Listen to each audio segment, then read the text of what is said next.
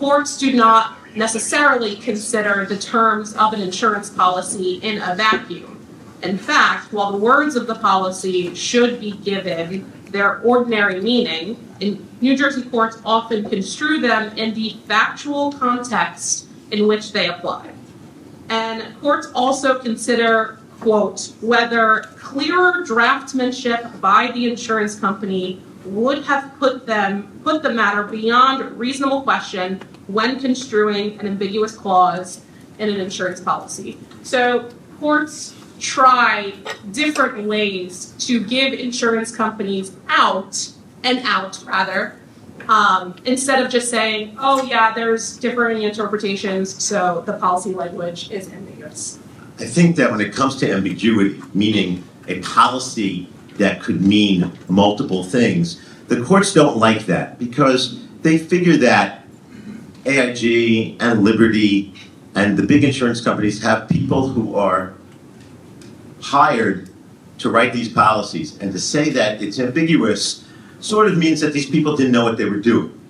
And I think that when it comes to big business, the court says there must be a meaning to this phrase. There must be an understood meaning to whatever phrase it is. And therefore, to us, at least those of us who represent policyholders, to me, it's not necessarily a last chance sort of argument, but I'd rather be able to give the court what the meaning is. Say, I think it's this meaning. And if there are, I don't like to use the word ambiguity in my cases. I usually use capable of multiple reasonable interpretations. Meaning, I think it means this, and they think it means that, and judge, unless you think I am crazy, then I have to be right. So for example, recently there was a case involving Legionnaire's disease, and the policy said that, that there was no coverage for communicable disease. And the question is Legionnaire's a communicable disease? Of course, the question is, what is a communicable disease? It's passed from person to person. Now, of course, you can catch Legionnaire's disease, right? You catch it from droplets in the air. You can't catch cancer, right? So that's not a communicable disease. But it's Legionnaire's because you can catch it from the air. And the court said, no, it's not a communicable disease because you can't catch it from another person. And that's what communicable disease means. Now, the court did not want to say it was ambiguous. The court wanted to say there was a meaning to it. And then the court said, but if that's not enough, then it's capable of multiple interpretations. That's ambiguous. Although I don't think they used the word ambiguity. So I put together a few examples by way of case law to demonstrate some of the factual scenarios and policy provisions that New Jersey courts specifically have deemed, to be either ambiguous or unambiguous. And so the first one is the Passaic Valley case from 2011. And in that case, the Regional Sewer Commission brought an action against their insurance company for declaratory judgment, seeking indemnification for their costs of settling a lawsuit between them and a wastewater hauling and treatment business with which they conducted business. And following years of contentious litigation between the Sewer Commission and the wastewater hauling business, those two entities entered into a settlement. However, it was not your typical settlement by way of transfer of money. Rather, it was a transfer of assets and an agreement to provide certain services. And so, following that settlement, Passaic Valley sought indemnification from their insurance company for its losses, which it deemed to be the value of that settlement, which is the value of those asset transfers and the value of the services provided. And the insurance company declined to indemnify the policyholder, asserting that it had no obligation to do so under the terms of its policy. So the court ultimately there had to consider whether the definition of money damages under the terms of the policy encompasses the value of the services rendered and the surrender of certain assets in lieu of that cash payment. And so in looking at the terms of the policy itself, the policy defined loss as money damages, and money damages in turn was defined as monetary compensation for past harms or injuries. And so, Passaic Valley, argued that the policy was ambiguous, suggesting that loss is a surrender of assets of value, and the term money damages does not require a cash payment, and thus it was requesting indemnification and specifically a hearing to determine the value of the loss that it suffered. The court there ultimately disagreed, finding that the policy was unambiguous and clearly required a cash payment. And the court ultimately found that, and interestingly, that ambiguous policies are those that are, quote, overly complicated, unclear, or written as a trap for the unguarded consumer. So again, we see here that just because there are differing interpretations, and one would think that surrendering assets and agreeing to provide services without receiving cash in return would be a loss. But the court ultimately disagreed and looked strictly to the terms of policy. Christina, you have a question? Yes? I'm just curious, because this is hitting a little close to home. Were either of you involved in that case? No. Because the attorney representing St. Valley Security Commission, my first case. And I will not discuss this. Well, he has some great arguments. So this next example, Oxford Realty Group, dealt with a policyholder that owned and managed an apartment complex in Long Branch, New Jersey, which, if we are familiar with New Jersey, as many of us are, is in a flood zone. And so the property there suffered significant flood damage following Superstorm Sandy. And the policyholder undertook extensive efforts, as I'm sure we all remember, from that time to not only rebuild, but also an exorbitant amount of debris removal from the property. And that debris removal was both caused by the flood and also, in turn, the construction work being that the debris that was resulted from the construction on the site in order to rebuild. And so the policyholder submitted a claim to its insurance company and claimed flood damage in excess of $1 million and over $200,000 in debris removal costs. And the insurance company in that case, Travelers, asserted that all damage caused by the flood, including debris removal, was subject to a $1 million limit of liability. The policyholder filed suit seeking to hold Travelers accountable for both the debris removal and the loss itself and the reconstruction. And the issue specifically there of ambiguity stemmed from the supplemental coverage declaration, which appeared to allow for additional debris removal coverage.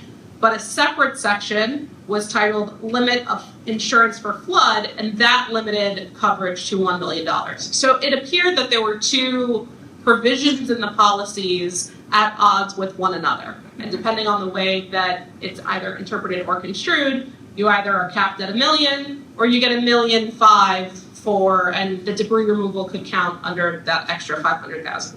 And the trial court in that case granted partial summary judgment in favor of Travelers and found that the policy was not ambiguous regarding flood coverage and debris removal and capped damages at $1 million. The appellate division reversed, holding that the flood endorsement did not limit damages to $1 million because of that competing endorsement in the policy, which appeared to be at odds with the flood limit. So, Travelers appealed to the New Jersey Supreme Court, and the policyholder took the position that the policy was ambiguous and its terms should be construed in its favor. and that the policy was so confusing to the average policyholder, and hopefully to, get that hook for ambiguity and resolved in its favor ultimately. The New Jersey Supreme Court reversed the appellate division and held that the policy unambiguously capped recovery at $1 million. And more important, I think, than the holding in this case is the fact that the trial court found for travelers, the appellate division found for the policyholder. And so one could argue that that per se creates an ambiguity. Not only reasonable minds, but judicial minds differed on the interpretation of this policy. But the New Jersey Supreme Court was not convinced. And so the New Jersey Supreme Court ultimately found there was no ambiguity and that damages were capped at $1 million. In this last example, WCCP, it gives us who practice in this space a little bit of glimmer of hope that this is not a dead doctrine and that we can actually effectively argue and succeed on ambiguity. In this case, the estate of a decedent sued an apartment complex for wrongful death as the result of mold infestation. And the insurance company there denied coverage to the commercial property policyholder on the basis of a fungus and mold exclusion. And so the parties filed cross motions for summary judgment after the suit went on for some time. And the insurance company argued that the exclusion barred coverage because the exposure to fungus and mold was the cause of the claimed damages and injuries. However, the policyholder, on the other hand, argued that while the exclusion bars coverage for mold, the exclusion does not bar coverage for mold when the mold is the result of a covered cause of loss, i.e. water infiltration. So it's the water infiltration that caused the mold. And so because of that, there should be coverage. The court rejected the insurance company's arguments and granted summary judgment in favor of the policyholder and determined that the phrasing of the fungus and mold exclusion was sufficiently confusing and thus ambiguous because the parties offered equally reasonable interpretations of the exclusion, and it is the interpretation that is most favorable to the insured that controls. And so while courts are reluctant, as we've seen, to find ambiguities in insurance policies, it remains a powerful tool in policyholders' arsenals that can be used when there are, in fact, differing interpretations.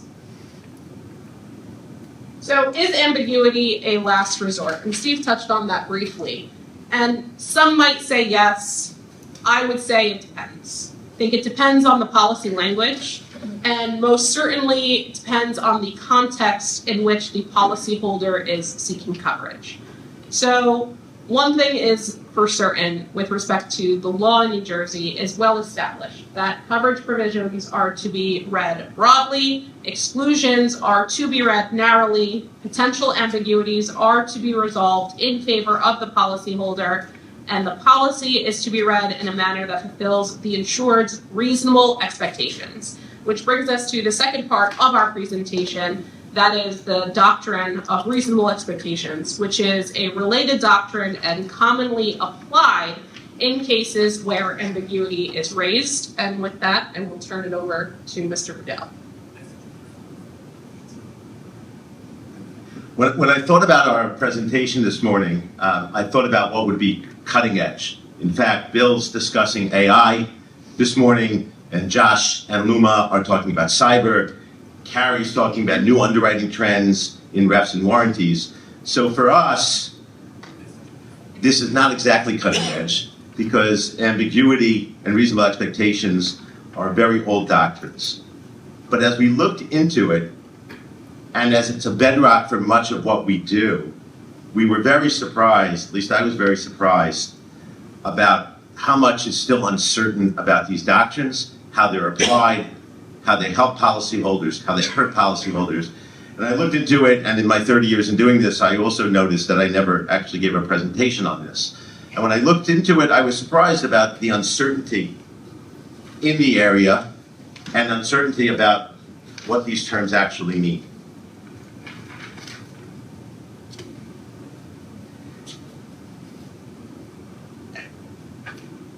I was able to distill it to three questions.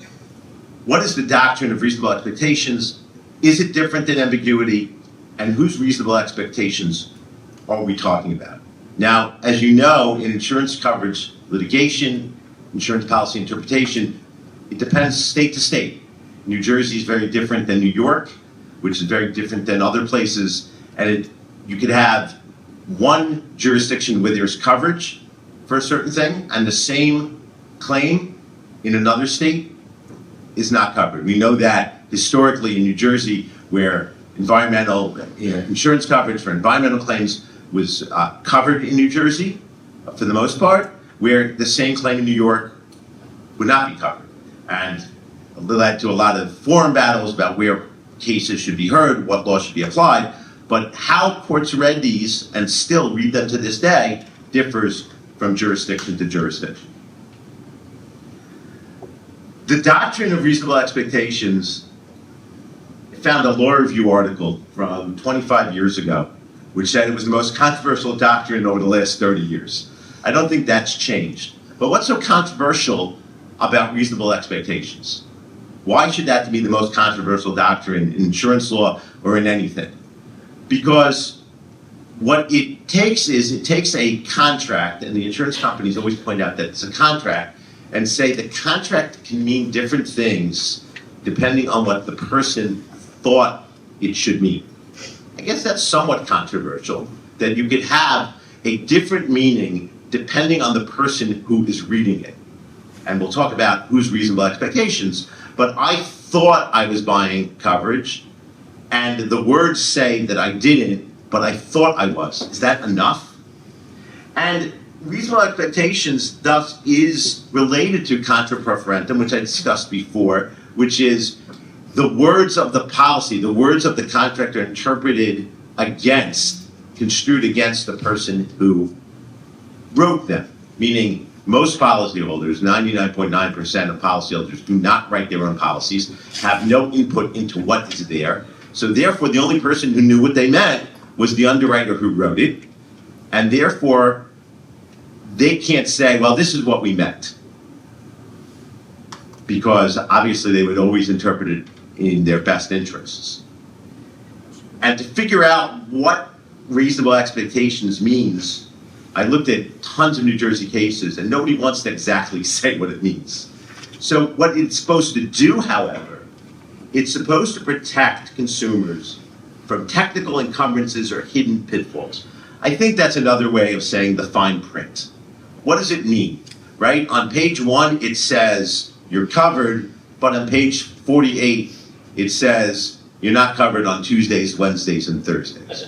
One of the things that I found, and that was a joke, but there was no joke when I found a case that had an alcohol exclusion, and the policy was sold to a bar. So what do you do with that? Right? Do you say the reasonable expectations of a bar would be that they would have coverage for things having to do with alcohol, anything related to alcohol? Meaning if there's a fight in the bar which was alcohol fueled, the insurance company said, well, that's alcohol related and there's no coverage. The court in that case said, no, that can't mean what it says it means. That is, at its core, reasonable expectations. A bar thought that it had coverage for being a bar. Now, you could say a chemical company thought that it had coverage for being a chemical company, and part of its business was was getting rid of the chemical waste. There is some limit, there is some line, but it's hard always to find out where that is.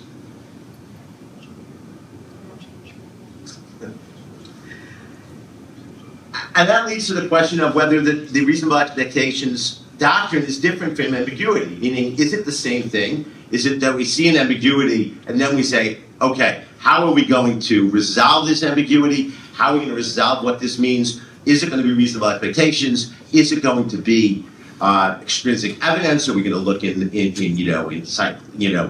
no such thing as an encyclopedia. We're going to look in Wikipedia. We're going to look at something else to figure out what this means in the world. Or are we going to look at the reasonable expectations of the person who bought it? Hard to know. Again, it depends on the state. Reasonable expectations in some states does not come to play does not come into play unless there's ambiguity. In Kentucky, reasonable expectations requires a finding that it's ambiguous. Once it's ambiguous, the court will say, okay, what could this mean? What did the policyholder thinks it meant? In Pennsylvania, in most cases, it's the same.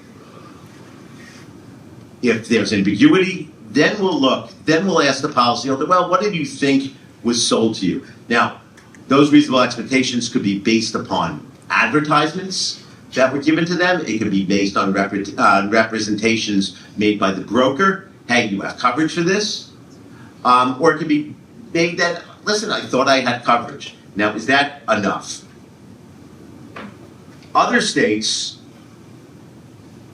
do not require ambiguity, meaning if a policyholder in Illinois thought that they were covered, they don't have to look at every single provision in the policy and say, well, if you would have read page 34 and looked at line 4, you would have seen that there was no coverage. Again, does this apply just to individuals? But IBMs of the world are required to read it. It's unclear. That's where the sophisticated policyholder issue comes into play. The same benefit of the doubt that I may be given, and maybe I won't be given. Maybe if I read my homeowner's policy, they'll say, Pudel, you don't get the same because you do this for a living. You should have known better, and you should have read your policy. I've never read my homeowner's policy. A lot of pages. I want to be able to argue that if I have a... And in Arizona, for example, the court said specifically that even unambiguous boilerplate terms in standardized insurance contracts will be under reasonable expectations, meaning it says what it says, but just because it says what it says doesn't mean that it negates the reasonable expectations of the policyholder about what they thought they were buying. Where does that leave us in New Jersey? Well, it depends which case you read. In Lehrhoff, the court said the interpretation of insurance contracts accord with the reasonable expectations of the insured, regardless of the existence of any ambiguity. I believe in Lehrhoff, on the front page of the policy, on the declarations page, they said there was coverage. But if you read deeper into the policy, for this particular, I believe it was car insurance, auto insurance, it said there was no coverage for this particular thing, right? So does the first page, does the declaration page trump everything else that's in the policy? Can I look at the policy and think that I'm covered because I read page 1, but on page 30, that coverage has been taken away? In a recent case called Barron versus Nautilus, the federal court said that it applies only generally when the policy is ambiguous and rarely applies when the literal policy, meaning of the policy, is plain. The Supreme Court of New Jersey sort of seemed to stake out a middle ground, which is where an insurance policy's provision is not ambiguous or otherwise misleading. So now the Supreme Court of New Jersey says there's something else. There's not only ambiguity, but there is this misleading, which is somewhere in between ambiguity and ambiguity, right? If you read it and you are misled, you thought you have coverage, so then the reasonable expectation comes into play. Now, reasonable expectations of who? What does that mean? Does that mean my reasonable expectations? Steve Pudel's policy, what did I think I was buying? And I have to testify, my broker told me this, or my broker told me that. What if I didn't read it? How can you have reasonable expectations, Mr. Pudel, if you've never ever read the policy? Well, I thought I had coverage. Well, is that enough? Is it somebody told me, or I bought auto insurance, I thought I had auto insurance? So there are 3 ways to look at this. It's either the average insured, which to me means a composite of everyone in this room and everyone outside, right? Because we're not quite average insureds in here. The average insureds are more or less outside. Does that mean average individual insureds or average corporate insureds. And that would mean, if it's an average insured, it would mean that you don't have to show what your reasonable expectations personally were, but somebody reading this would think that that's what it was, right? After reading the policy. There's a case in Arizona that said an insured who had never read the policy could have reasonable expectations of coverage, even though they never read the policy. So you have average insured, reasonable person, or average policyholder. I think those all are different, and they could have consequences for how the doctrine is applied. In Storms versus US, the Supreme Court of New Hampshire said that if a policy is so dense that a reasonable man in the position would not even attempt to read it, they can have reasonable expectations. They get a policy that's, if you get these package policies, they're 200 pages, and a reasonable person would say, I'm never reading this. It's like getting, the agreement from your bank, right? That we still get in the mail. Confession number 2, I've never read those. Now, if they're not going to count, the insurance company would say, then why even put them out there? Now, I would be a little bit reluctant to apply this in a corporate setting because a reasonable man in the position of the insured, maybe me as a homeowner, but not the risk manager of IBM. The risk manager of IBM probably should take the time to read every page. And I think a court may impose upon that particular person the obligation to do so. In that sense, That makes sense. the District of South Carolina said that one entering a contract should read it and avail himself of every reasonable opportunity to understand. And I think that sort of applies in a corporate and commercial setting, that the courts are going to say, you should have read it. We have a current case for a corporate client, a commercial client, where the front page says there's coverage pretty clearly, and then 30 pages in, if you follow it, maybe there is no coverage. The question is, does that client, are they allowed to stop at the first page and say, okay, good, I have coverage D, that's enough. But if they would have read page 35, they wouldn't have coverage. Luma and I will tell you how that pans out in a couple months.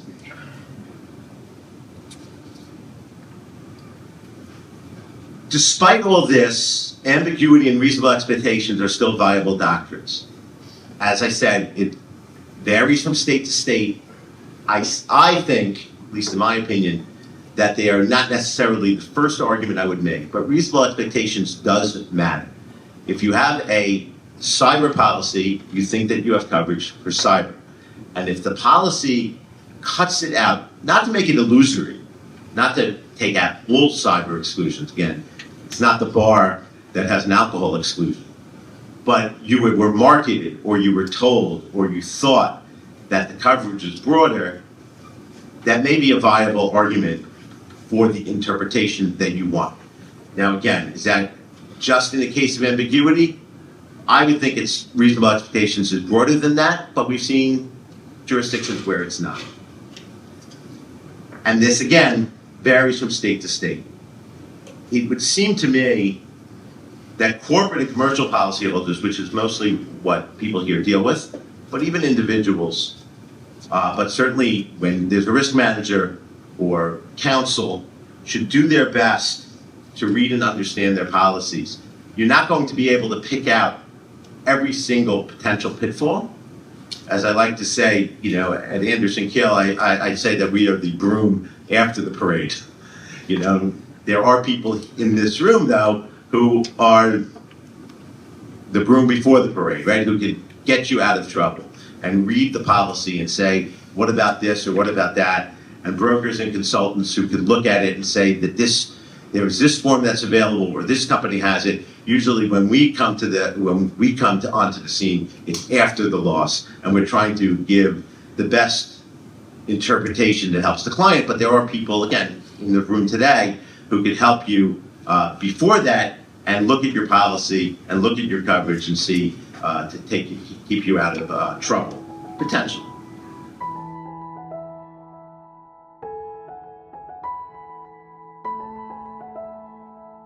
The threat actor is one issue, but there's just another issue that is a kind of standalone. How do you host data? How do you protect it? And how do you process it? And how do you use it from a business standpoint? That too leads to all kinds of issues.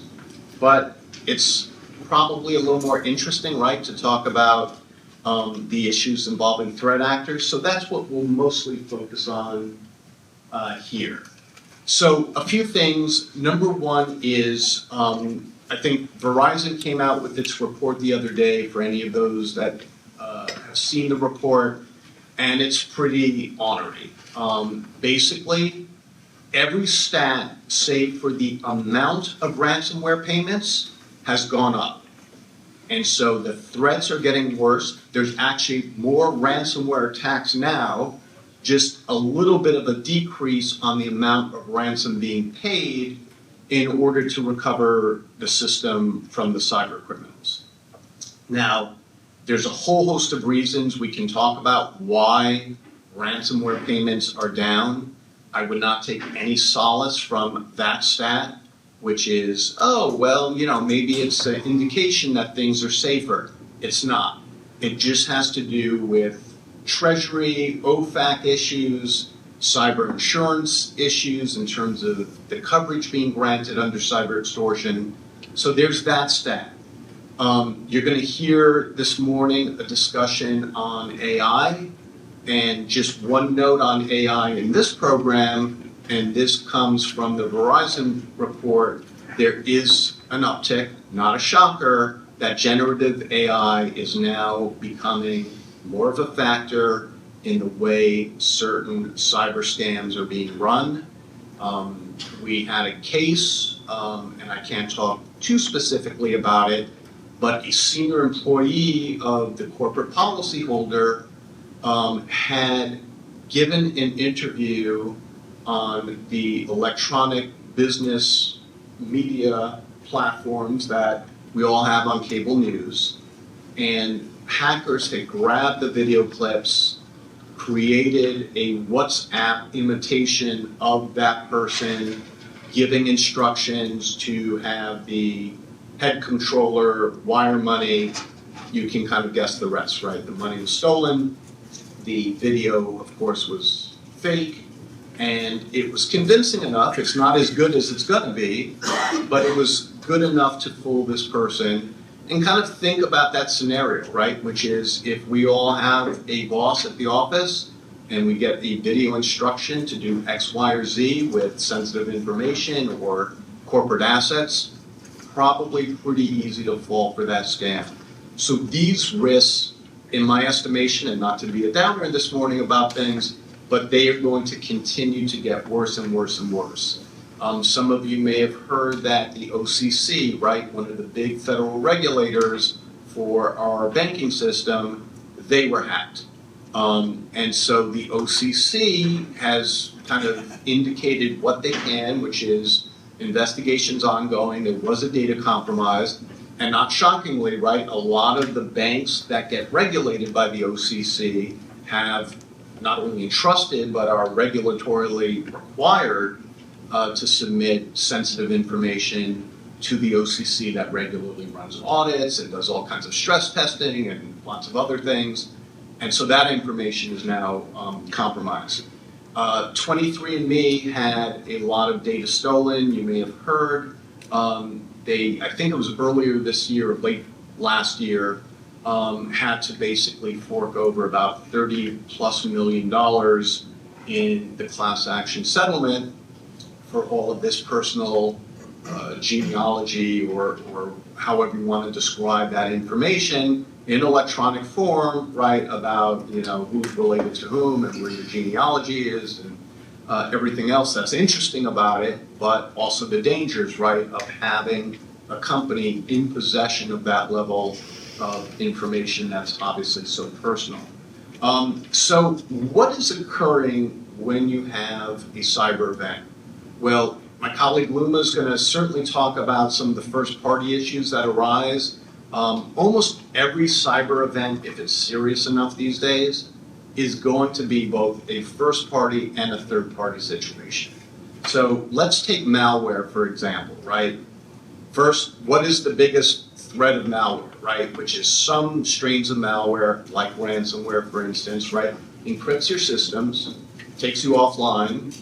You don't have, regular access to your data. If they're really good, or if you haven't structured the architecture of your systems well, they can get onto the backup tapes, and then you're really, really in trouble. So what's the first problem? Uh-oh, we're offline. What's the second problem? Oh, maybe the data was not only encrypted, but it was exfiltrated too. All right, so now it's stolen.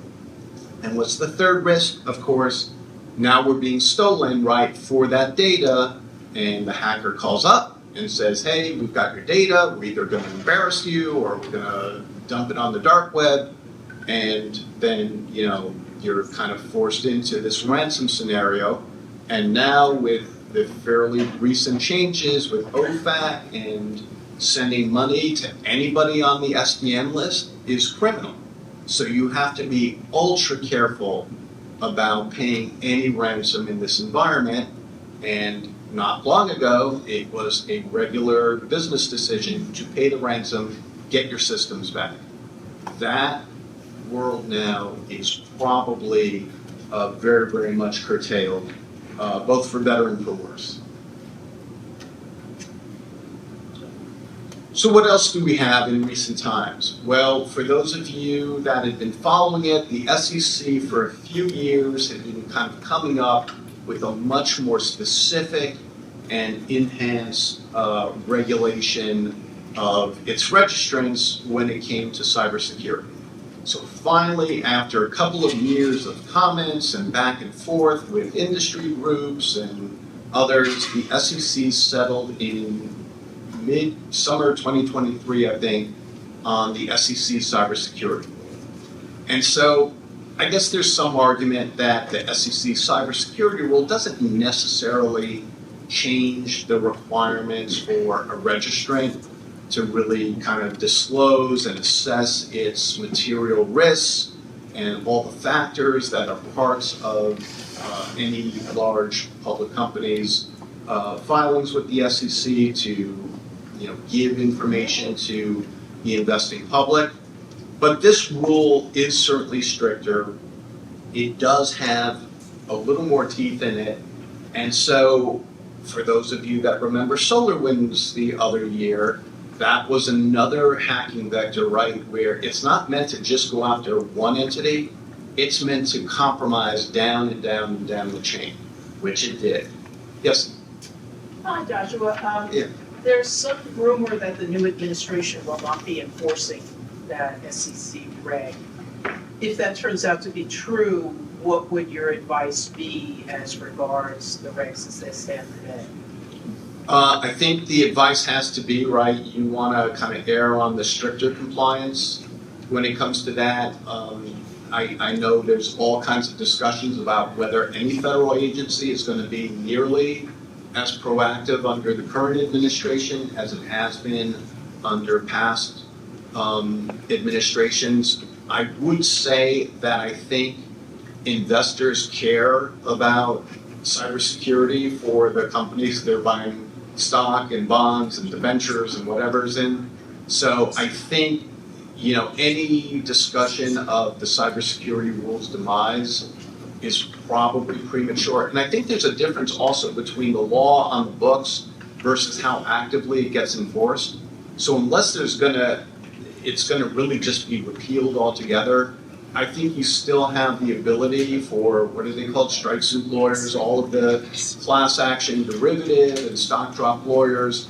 I think they're still going to be on the lookout for anything that fails to live up to the SEC's rulemaking body and regs. So I would say don't get too cozy if you're a public company or anyone in here in this room that advises public companies. I think we have to assume until it's officially DOA that it is going to have some teeth. And even if it doesn't get enforced with the full vigor that perhaps a prior administration might, you still deal, right, with very serious defense costs of what happens, like if you're Solar Winds, right? So the SEC last year sued Solar Winds, and if that wasn't scary enough, right, if you're a registrant, if you're somehow under the SEC's purview, you also get to deal with now having your senior management exposed. And so Solar Winds officer at CISO got sued alongside of the corporate entity in his individual name. So he is a co-defendant in that case.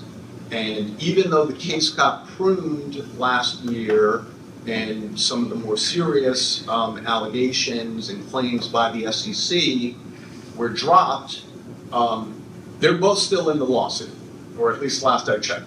So again, you've got always the defense cost situation, which is probably for a company in a situation of this seriousness, it's probably a 7-figure expense for just the defense cost alone before, right, you even get into the situation as to what's going to have to be paid in office. Plus, I would say you still have state regulations and state laws on this stuff. And so even if the SEC is not as activist under the current administration as it was under the previous, you're still subject to those laws like Josh said, but also you see more and more states enacting cybersecurity rules and regulations and compliance laws. Yeah, no, great point. And I think that, you know, to your question, right, maybe the feds step down or pull it back a little bit in terms of enforcement or what the regs actually say. And I just see other participants probably filling the void, like Luma said, maybe the state level. And, you know, class action lawyers are, in our experience, never shy. So they'll happily fill that void if they don't feel like they can ride the coattails any longer of a regulatory body. And just one last note in this regard, which is some of you may remember, I mean, there's been a cajillion hacks, so it's hard to keep them all clear and remember, oh yeah, did they get hacked? Did someone else get hacked? Home Depot had a fairly serious hack several years ago. And Home Depot was kind of an early indicator.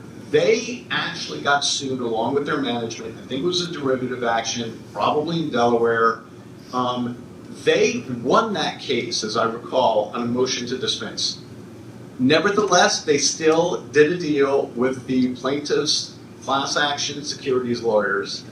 They agreed to, I don't know, it was like 15 to 20 different corporate governance, structural changes for oversight, cybersecurity, taking privacy more seriously, all of these various things. And they ended up paying the plaintiffs' lawyers $1 million in cash. So again, that was a case Home Depot won. And it was still a fairly significant set of corporate governance changes plus some cash to get the class action plaintiffs' lawyers not to go to the, I think it was the Third Circuit they were going to appeal to. So again, you know, just because you quote unquote win on a motion to dismiss, there can be a lot of dollars incurred to get to that. And just my very last slide in my concluding remarks before I turn it over to Luma, you've got now, right, this very interesting interplay between cyber on the one hand and D&O coverage on the other, given the kind of investor and stakeholder interest in this arena and the potential liability. And so what I think that means in this realm is that, number one, most cyber policies have an exclusion for security suits. Okay, so they don't want to be acting as the de facto management liability policy. D&O policies have historically been, thankfully, devoid of any kind of cyber exclusion, and D&O coverage is quite broad. So that's the good news. The bad news is, once in a while, we see D&O companies kind of toy with the notion of, can we get this cyber exclusion into the D&O policy? Or can we somehow carve some of that coverage out of the D&O policy? This is probably a bigger risk area in the non-public arena of D&O insurance, but I have heard whispers, rumors, anecdotes about even public companies sometimes having to really push back on the notion that they're going to get a cyber exclusion in their D&O coverage. And, you know, for any of us that advise corporations that are public or even any size company, D&O coverage, it's like the one policy that senior management even can talk intelligently about it. Because it's a policy for their own assets, they care, they can talk to you about side A and side B and entity coverage and all these other, you know, coverage specifics. So again, an area here where I think there's going to be more to look at. And the last item in this regard, and it kind of goes to the split between D&O on the one hand and cyber on the other. I think the more and more serious the data event is for an entity, the more policyholders and their advisors are going to have to look at the entire insurance portfolio to respond to a very serious claim. Because the claims are so multifaceted now, and you have first-party expenses and third-party expenses, you may need literally in just a single cyber event to take a look, obviously, at the cyber policy, your D&O, your crime, your first-party property, your CGL coverage, your E&O coverage.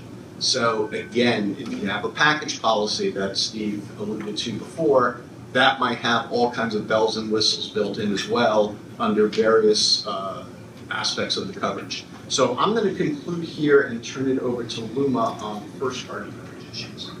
Thanks, Josh. So I'd like to use the remaining time to discuss a few of the recurring coverage issues that you see with cyber loss and cyber risk. So I'm going to try to talk about three. The first one is betterment and new functionality. And this is a coverage defense that is raised by the insurance company, I think in almost every cyber claim that I've worked on. They raise this defense. So what does it mean? Well, essentially, insurance companies say that a cyber policy is not meant to buy you a better system than you had before. It's meant to replace what was damaged, your existing system. So they will pay for updated versions of things if there's an update on the market now, but they're not going to pay to upgrade your system, to purchase new software and peripherals and hardwares that you didn't have before. The problem with that is what commonly happens when you have some type of cyber incident involving nefarious activity is you could have malware trapdoors on your system that you don't know exist there, and that the forensic investigators, cyber consultants cannot tell you with 100% certainty that your system is now clean and fully recovered from the attack, because the bad actors will go in and hide those things. So how do you contain that? You may have to purchase additional things that you didn't have before. You may have to further segment your system and create security enhancements. And so when you do that, invariably the insurance company will say, oh, well, this is betterment, this is new functionality, it's not covered, and we're not going to pay for it. If you can show how the new things that you bought are related to containing the existing attack, you should be able to get the insurance company to pay for that stuff. And I think that the cases we've been involved in, we've had some success doing that. Whether these things ultimately are going to see more and more litigation, it's probably likely, but at least up to this point, in my experience, the insurance companies have been paying for things like that. A word of caution on that, though, the less updated your system is to begin with, the harder it's going to be. to get the insurance companies to pay, and the harder it's going to be to push back against those coverage defenses regarding betterment and new functionality. So the second issue is the time-based limitations to coverage in the policy. And these time-based limitations affect two coverage areas. One is business interruption and relatedly extra expense coverage, which is basically the cost to mitigate and restore your system as quickly as possible. Extra expense is a great coverage. It's almost like a catch-all. You know, I use it all the time if I can't find coverage in another bucket. But both of these have time limitations. So on the front end, it's the waiting period, and that really applies to business interruption. It's similar to just a first-party property non-cyber policy. And this is the amount of time that you have to wait before the insurance company will start paying your business interruption losses. And this could range anywhere from a couple of hours to several days, your waiting period. Why is that important? It's important because if you guys remember last summer, CrowdStrike rolled out a update. It had glitches, it rolled it out to everyone at the same time, and everyone's computers crashed and were offline for about a day, right? So if we face a CrowdStrike-like situation today, would you have coverage for your lost profits if you were offline for, 1 day, 2 days? And really that depends, assuming there's coverage under the policy, it depends on how long that waiting period is. So, a word of advice, if you don't know, go home, go back to the office, read your policies, check out that waiting period. On the back end, it's the period of restoration. And again, this is similar to under first party, non-cyber specific policies. The period of restoration applies, it's essentially how long it takes to restore your system to its pre-breach condition. And the insurance companies under the policies will pay for business interruption and extra expense coverage during that period of restoration. Naturally, they're going to try to cut that period off as early as possible. And they always ask, when was your system restored? When were you up and running again? If you're still in the process of recovering, have recently gotten your operations up again, don't give them a date certain. Because what I've seen happen with clients is they will give them a date, and then later on, and they'll think everything's okay, and later on, they'll realize, oh, there are still glitches, or we're operating slow, or we didn't realize there was this problem that still exists. And it's really, really hard once you tell the insurance company, oh, our system was restored, we had email up and running on this date, it's hard to move them off of that date. And you may still need coverage for various things after that, particularly if your system is not running the way it was before. So try to avoid making any types of, date certain representations. Yes. So I do incident response. And what I'm thinking about, and I'm curious if you've seen the cases where the carriers are saying, well, you in your notice to attorney generals or impacted individuals said, yes, we were compromised, but we're back up and running and the incident is contained as of this date. Are carriers now looking at those notices to impacted individuals and saying, you've admitted that you're back up? Yeah, that's a very tough situation because they will look at that stuff. They'll look at if you're a public company, what you say in your SEC filings. They will look at everything. So I get the point. It's a very hard line to walk. But to the extent, at least in your communications with your insurance company, to the extent you can give yourself some wiggle room or subject to the best of our knowledge, but things may pop up later on type of language, just to give yourself an out. It's, you're between a rock and a hard place in a sense with that, because you have kind of conflicting obligations to different parties. But that's a great point. And I think that it's hard to obtain, but if you can get your cyber business interruption time element coverage to look a little more like a manuscript first-party property policy that has an extended period of indemnity, which is that ramp-up period between we're back in business, but now we extend it further until you're really, really restored to what you were. I don't see that nearly as much in the cyber realm as I do on the first-party pure property realm. But again, it's one way you can kind of combat that, which is you don't have to walk the tightrope of here's what we're telling regulators, we're back online. It's contained, we're kind of over the hump, and certainly your stakeholders, investors want to hear that. But the reality, of course, is it does take time to ramp back up to your pre-loss levels. Let's see the next slide. Yeah.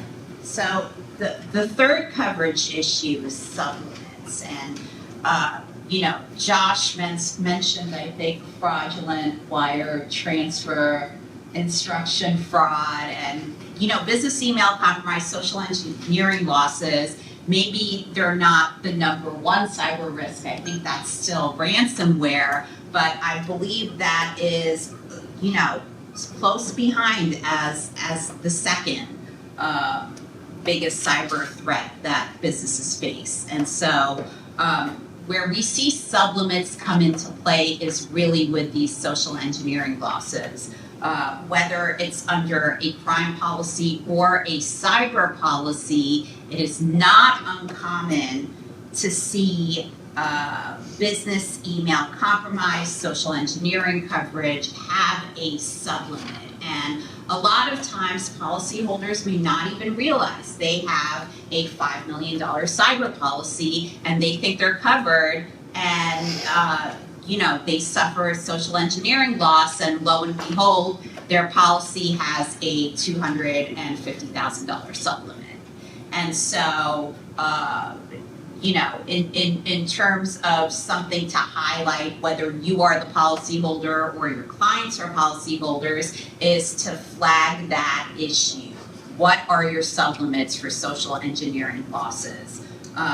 And while we're on these types of losses, the other thing to consider is a lot of cyber policies will say you have to look, if you suffer a social engineering loss, you have to look to your crime policy in the first instance and then come back to us after. But yes, go ahead. Just to build on one other thing that's a trend among the cyber carriers with cyber coverage now for business email compromise that some insurers aren't aware of, and they should all be aware of it. They're building in a provision to the coverage that it only is triggered when, let's say you receive a phony email saying wire transfer money. You have to confirm that instruction using a different method of communication. So typically, if you get an email from the CFO saying, send money to Brazil, we have to buy this new company right away, the recipient of that has to phone or text absolutely. Something different. Yes. And if you don't do that, there's no coverage. But of course, if you actually do that, there'll be no loss. So the carrier's really protecting themselves. That is exactly But a lot of people right. aren't aware of that, and they should make sure all their employees know that's, provision. Yeah, no, that's a great point, and we've actually had clients with that exact issue because they didn't follow the callback verification procedures set out in the insurance policy to a T. The insurance company denied coverage, and those requirements are so stringent that what are you buying? Right. You're not buying Right. insurance There's no coverage. coverage there, really. Because if you did that, every fraud would be uncovered. So, yeah. So in the 10 years since the carriers, and 10 years ago you had Beasley and a couple of other carriers that were writing cyber insurance, and the policies were 5 or 6 pages long, and Josh and I worked on one about 5 years ago. Are you seeing now, because there's so many new players in that arena, are they writing coverage that's more restrictive even though you've got now a 25-page policy, is it in favor of the insureds now? Are they giving you more coverage, broader coverage? Or are they giving you it and then taking it away with the language exclusion? Yeah, the ambiguities, exclusionary language. Yeah, I mean, you know, if there are brokers in the room, I want to defer to them on what's currently going on right now. But in terms of the policies that I've seen, they are excluding stuff, but in order to create an endorsement that you have to pay more money for to buy it back. Yeah, there's not a lot of uniformity of product in this market still. You know, we always hear like there's somewhere between 60 and 70 different underwriters offering primary coverage. Sometimes someone that only sells excess coverage is now dipping their feet into the primary market and vice versa. So I think the answer is it really does depend. I think the two areas, Lynn was obviously focused on one, which is totally correct, which is that social engineering coverage that the cyber companies didn't even want to sell to begin with, but there was so much friction between them on the one side and then the crime insurance companies on the other that they started to relent, offer some kind of endorsement, some kind of sub-limited coverage. And now the other area where you see, I think, some pullback on is cyber extortion coverage. And certainly at the claims process, even if it still appears on the text of the policy itself, you are seeing a much different claims environment when it comes to paying a cyber extortion threat scenario. So the answer always is work with a really, really good cyber broker who has experience in this realm, because they can kind of comparison shop for you, because I think each form amongst the various cyber underwriters has its strengths, its weaknesses, and I think, as Luma pointed out, there is room to actually purchase more protection if you've got it in the premium budget. Yeah. And we always recommend policyholders do that in this environment. One other thing to note in our last minute of time here is because of all of these issues with social engineering coverage, your point, sir, about the fact that now your social engineering or business email compromise coverage may not even be triggered unless you have, you know, second factor authentication via voice or something along those lines, so it'll be tricky to trigger that kind of coverage.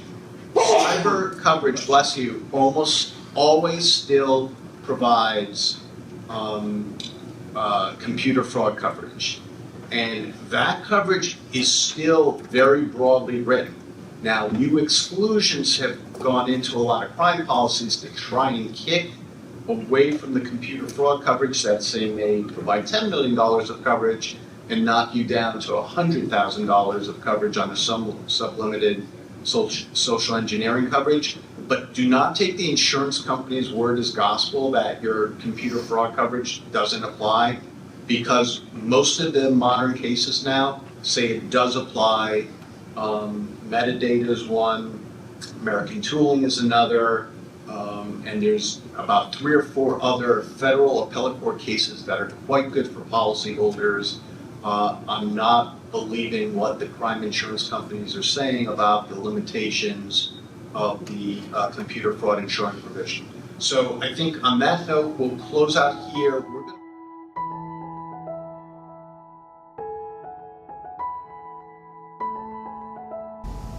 How many of you have used ChatGPT or Google Bard? Well, most of us. So those large language models are all built using that. And in a prior life, I was an econometrician, which basically a statistical economist. So familiar with the math behind some of the AI, not that I really understand it, but I at least have seen the theory. But what the AIs really do is essentially just guess what word's going to come next. So, and we'll get to some examples of how that works. And one thing that happens repeatedly, and I predict it, I wonder if you agree, I predict that the hallucination problem that AIs engage in will be solved. Right now, if you ask the average large language model, to find you something and spit it back. It will give you some stuff that makes perfect sense, and then it will just make stuff up. And it'll do that because the words that it's spitting back, which it spits back without really knowing what it's saying, it spits back because there's the probability that the next word would be that, and the next word would be and the next word would be some noun. And therefore, by doing that, you run the risk that you put together a sentence that's in English with the right grammar and makes absolutely no sense. And that's a danger behind current AI systems, but I bet that's problem solved. What do you think? Yeah, it's a really good point, and AI is much, much better than when ChatGPT first came out, in November 2022. Back then, absolutely, you would see a couple coherent sentences, it wouldn't make sense. Now, you see output that's very good, sometimes really interesting and helpful, but if you're a subject matter expert, like if you were to look up some law related to insurance policies and coverage, you might be able to spot something that is still a hallucination. Yep. I think it's going to be solved by grounding the results in external sources, because ChatGPT now can go on and do web searches or read documents that you give it. So it's pretty close to being solved, but I still wouldn't say, hey, write me a motion to dismiss and be like, okay, You can't. yeah, you can't do that. And for the lawyers in the room, that analogy of you could still spot, because you're a subject matter expert, you can still spot a mistake. That's what happens when you go look at digests. When you're for those lawyers who know what a digest is, when you go look at a digest, some lawyer in the olden days prepared a digest of the law, and I'll go look at insurance digests. They're just wrong. I mean, they're written by a human. I wouldn't call that a hallucination, but it's analogous. It's an analogous difference. So why is AI so important, and why don't humans understand it? Has anyone heard of the old story of the grains of rice on a chessboard? So the story is there's a traveling chess player who competes with a king for the right to take the chessboard. And the traveling chess player says to the king, well, we'll make a bet, and if I win, if you win, you get to keep the chessboard. If I win, I get a pile of rice. And the king says, okay, I'll give you a pile of rice. How much rice do you want? Well, I want rice. I want 1 grain on the first square. I want 2 grains on the second square. I want 4 grains on the third square. I want 8 grains on the next square, and so on. And that's how many grains of rice I would like. And the king says, fine, we'll play chess based on that. And they play chess, and lo and behold, the traveling chess player wins, and he wants his payment. How many grains of rice do you think that little formula ends up with? It's a big number. It's right here. It's 2 to the 63rd power. I think this is 9 quintillion grains of rice. And you look at that and you think, well, how could it be 9 quintillion grains of rice? And I have a picture of Mount Everest up there because the size of the pile of rice is bigger than Mount Everest. Now, why is he talking about rice and Mount Everest during an insurance presentation? And I heard this the other day. Quantity has a quality all its own, which is often used in the defense context, where having 1,000 men is different than having 2 men. It's not 500 times better than having 2 men. It's entirely different. So when you engage in this type of exponential growth, you're getting a difference in kind. So what does that mean? And why is this so important, and why do humans not understand it? The same way that when you first see that chessboard example and you think there's a pile of rice, how big could it be? It's as big as Mount Everest. Exponential growth is what, and here are 4 things that all feed into AI. Exponential growth is what has doubled transistors on microprocessors every 18 months or 2 years for the last 50 years. That's amazing.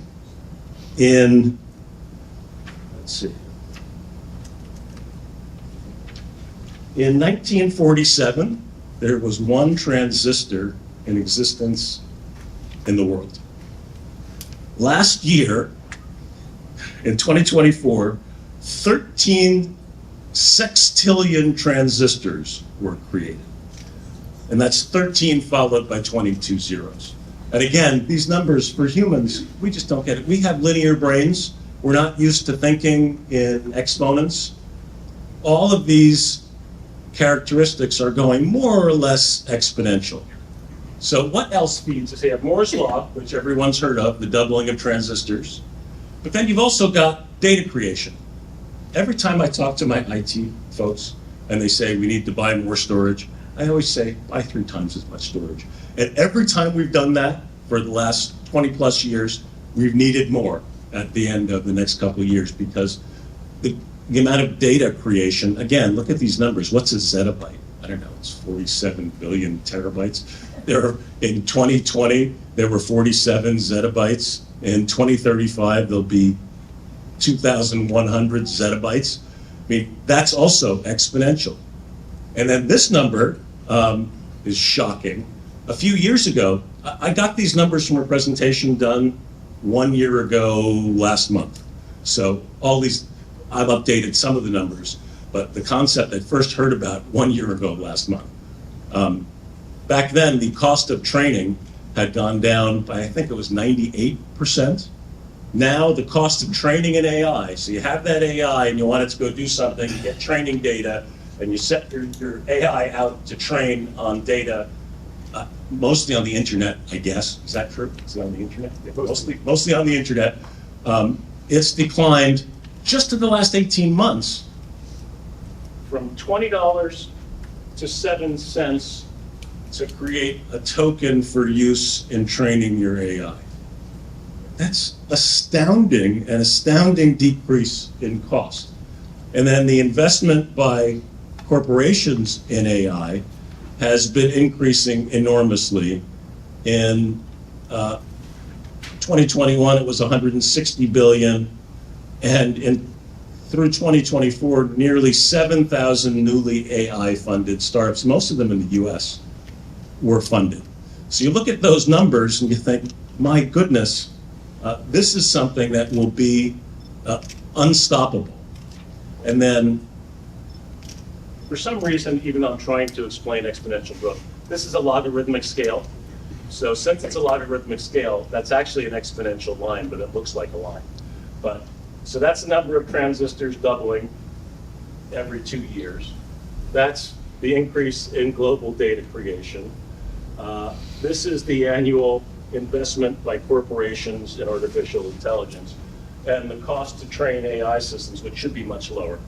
So that's exponentially decreasing. Everything else is exponentially increasing.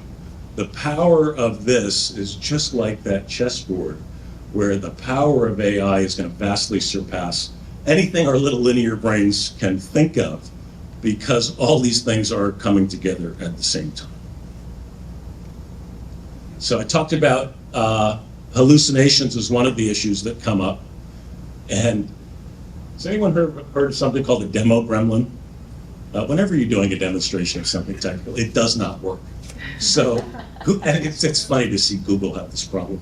Google was advertising its LLM 18 months ago or so, and asked it a query about the James Webb Telescope, and said that the James Webb Telescope was the first telescope to take a picture of an exoplanet, which is a planet around a star that's outside the solar system. And it gave that answer as though it were true. It said, that's the answer. James Webb Telescope was the first to do it, and it made it up. And did it during a demo for Google. So that's a classic example of a hallucination. But they can come up anywhere these large language models are active.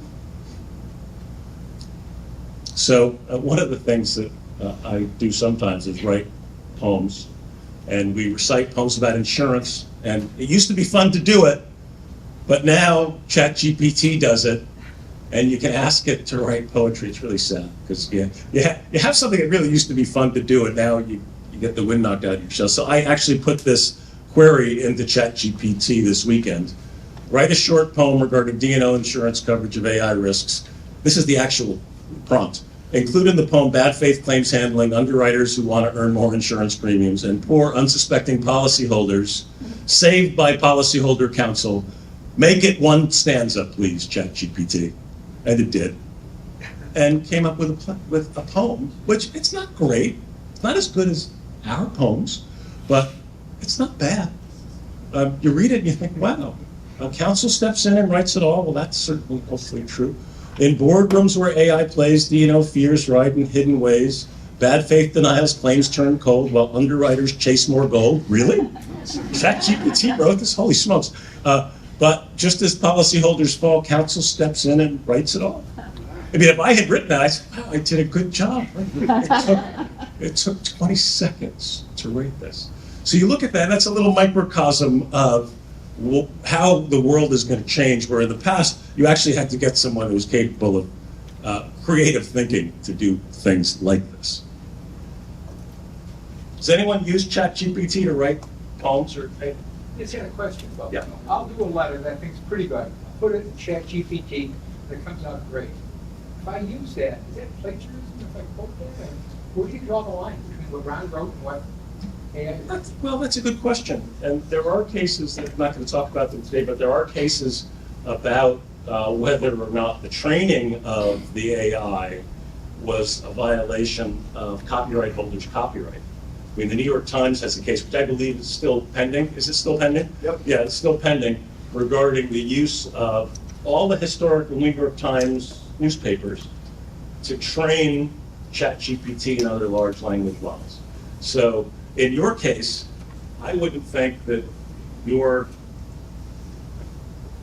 plagiarizing anything. But the model users, I think the jury's still out regarding what they have to do for the original owners of the intellectual property that was used to train the model in the first place. Because that model is using all the knowledge it gained, the probabilistic inferences it draws from perhaps copyrighted material, some uncopyrighted material, and it uses that to refine your letter. So that's you using a large language model that might have some copyright infringement or other intellectual property violations built in. But I don't think your use of it is a violation. For law firms, we're always worried about, I don't want to put my client confidential information into a large language model because at least a year ago, your information could show up in response to someone else's query. So you have that issue, but am I plagiarizing? I don't think so. I just had one other question, if I may. The information, like I put in the New York company and I wrote a nice article about what we did, but it had one of the wrong owners of the company, just totally a fictitious name. Where am I going to correct that? I have no idea. Okay. The first one's not plagiarism, you're totally right, but you can't correct what, call Sam Altman and ask him to change his training policy, but. Well, and if I took that exact same prompt and put it, or took the exact same letter and put it into ChatGPT, you should try this. Put it in twice. It comes out different.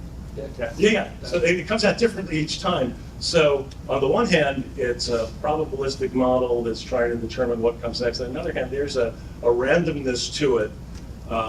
It's one of the things that makes it so fascinating and makes it seem creative, even though it's really just a reflection of the training data that it was trained with.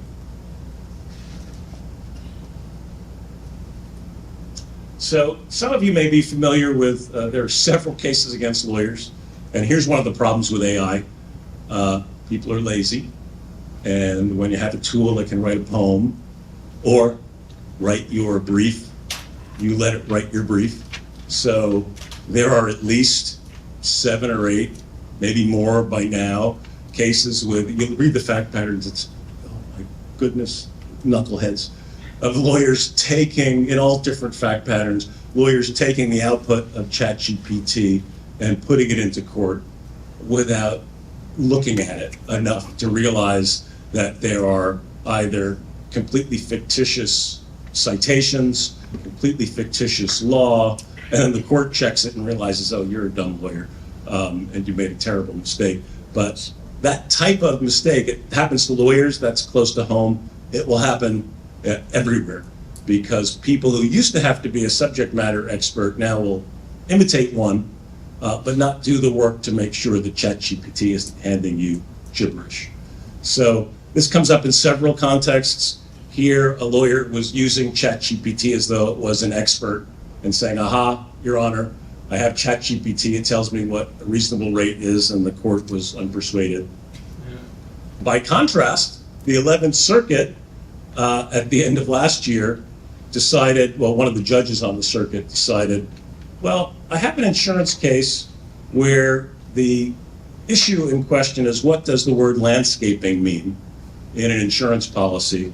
And why don't I use ChatGPT to help me figure out what the word landscaping means? And I said, I'm not going to use it as a definitive source, but if, as you heard Luma and Steve say earlier, we're entitled to reasonable expectations, and large language models are based on the entire world's worth of information, what better way to figure out what a reasonable interpretation of landscaping is but to put it into ChatGPT? So the prior judge said, I'm completely unpersuaded by you appealing to ChatGPT. A judge on the 11th Circuit said, I kind of think this is really cool and I should look at it. I'm not saying it's a reliable source, but it's certainly something that, since large language models train on ordinary language, I'm not sure this is true. He said they understand context. Maybe. I don't think they understand anything. I think it's a parrot. And that since large language models are easy for people to get, why not let people have that tool to help interpret the insurance policies? And just think of where all of this leads. Do you really want your learned judge relying on ChatGPT to determine whether or not, in this case, was an in-ground trampoline landscaping, and did it fall within an exclusion in the policy or not?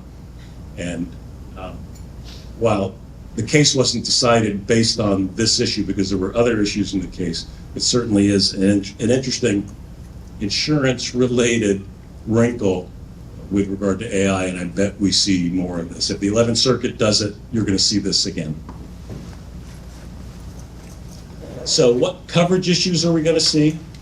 You heard a cyber presentation by Josh. We've already seen AI-assisted cyber hacks, and you're going to see more. You're going to see, and we had a client with a cyber claim whose CEO had a deepfake video created of them, and they did a phone call to someone to transfer money, and it was believable. So you look at that and you think, really? If there's enough video of me available online, and a bad actor wants to use that video to create a phony video of me telling my CFO, transfer the $1 million now to account 45678, that happened. And it happens with audio, it happens with video. So again, AI will assist in a whole series of ways. We're going to talk a bit about D&O claims. But before we get there, one of the other issues you see in the insurance realm is areas of increased regulation always lead to increased claims. The EU is regulating AI, and their regulations are going in place from now through 2026. I'm sure they'll be modified, but this will lead to increased loss claims, and it will lead to increased insurance claims for sure. The NAIC, at a much lower level, is interested in, National Association of Insurance Commissioners is interested in AI and whether or not insurance companies can and should be using it. Here's one of the things that gets me, and this isn't AI per se, but it's reflective of the landscape that insureds face when submitting claims. And the insured was in a bankruptcy process and had a bankruptcy exception to an exclusion, and the insurance company just ignored the exception, just ignored it. And you think, really, I have to litigate? Policyholder under a D&O policy had defense costs that it wanted paid. There were 3 exclusions in the policy which said, except this exclusion does not apply to defense costs. All that was issued was defense costs. But because he was a bad guy, because he was found liable for fraud, but the fraud exclusion in the policy said it does not apply to defense costs, he had to fight to get his defense costs paid. So it's the type of thing that you think, really? I mean, is this really what you have to deal with? But because we only see the bad cases, we see it every day. Another thing that happens in the D&O area which will increase exposure is bankruptcy.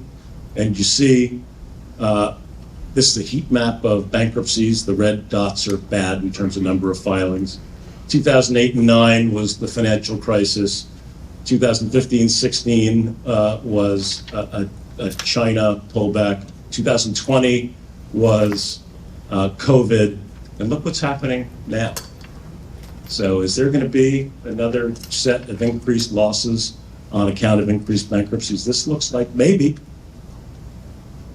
This is the Atlanta Fed telling us the same thing. They have a great little thing called GDP Now. We've gone from being a 2% growing economy to, if you believe the GDP Now number from the Atlanta Fed, we're 2% shrinking. We'll see whether that actually happens, but this is a purely mathematical model that purports to predict future growth. A couple good things for D&O exposure. The new administration has decided, we're not going to enforce the FCPA for the next 180 days. This will probably lead to a decrease in D&O claims. This is mixed.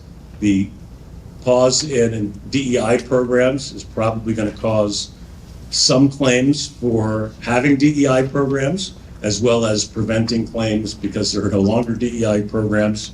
But we'll see where that leads. This is, again, this happened a month ago.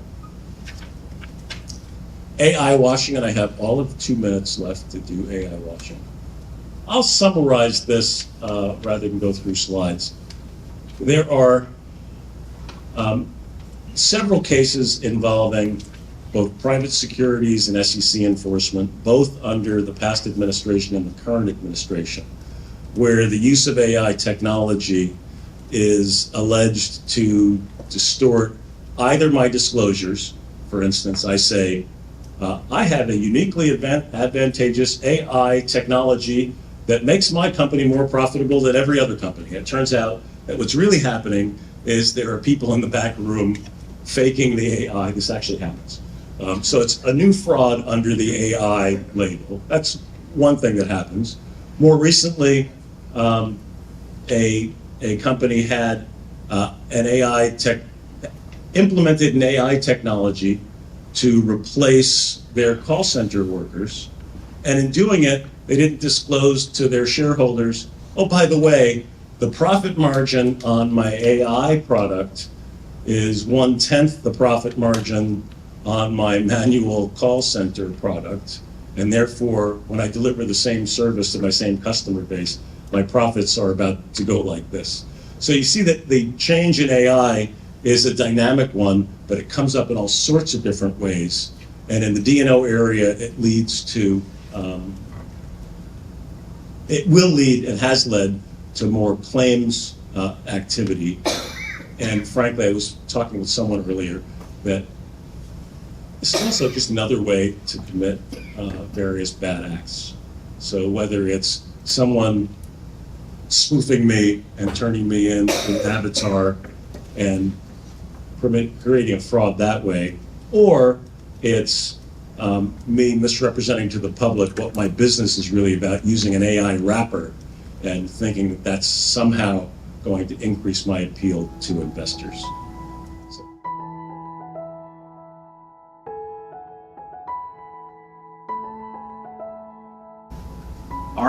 Talking about a sophisticated policyholder, most of our policyholders are sophisticated. They're either corporations, private equity funds, they have an army of lawyers.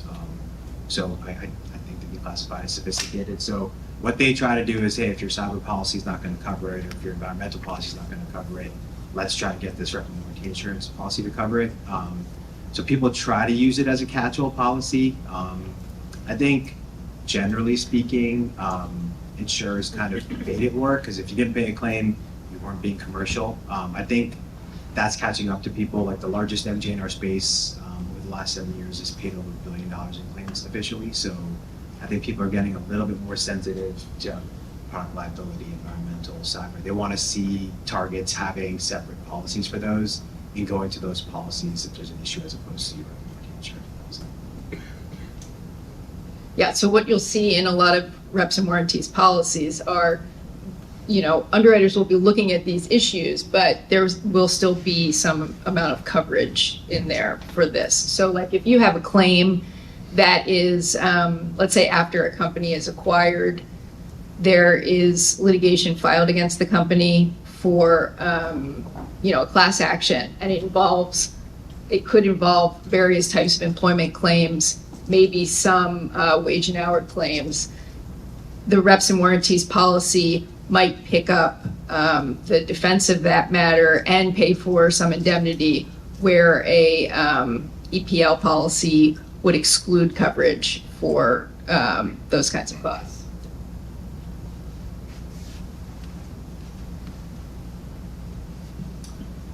So with respect to how much insurance you buy for rep and warranty insurance, it's basically a percentage of enterprise value. So it's on deals under 500 million, let's say, you're going to purchase about 10%, and that's meant to replace what was traditionally 10% in escrow.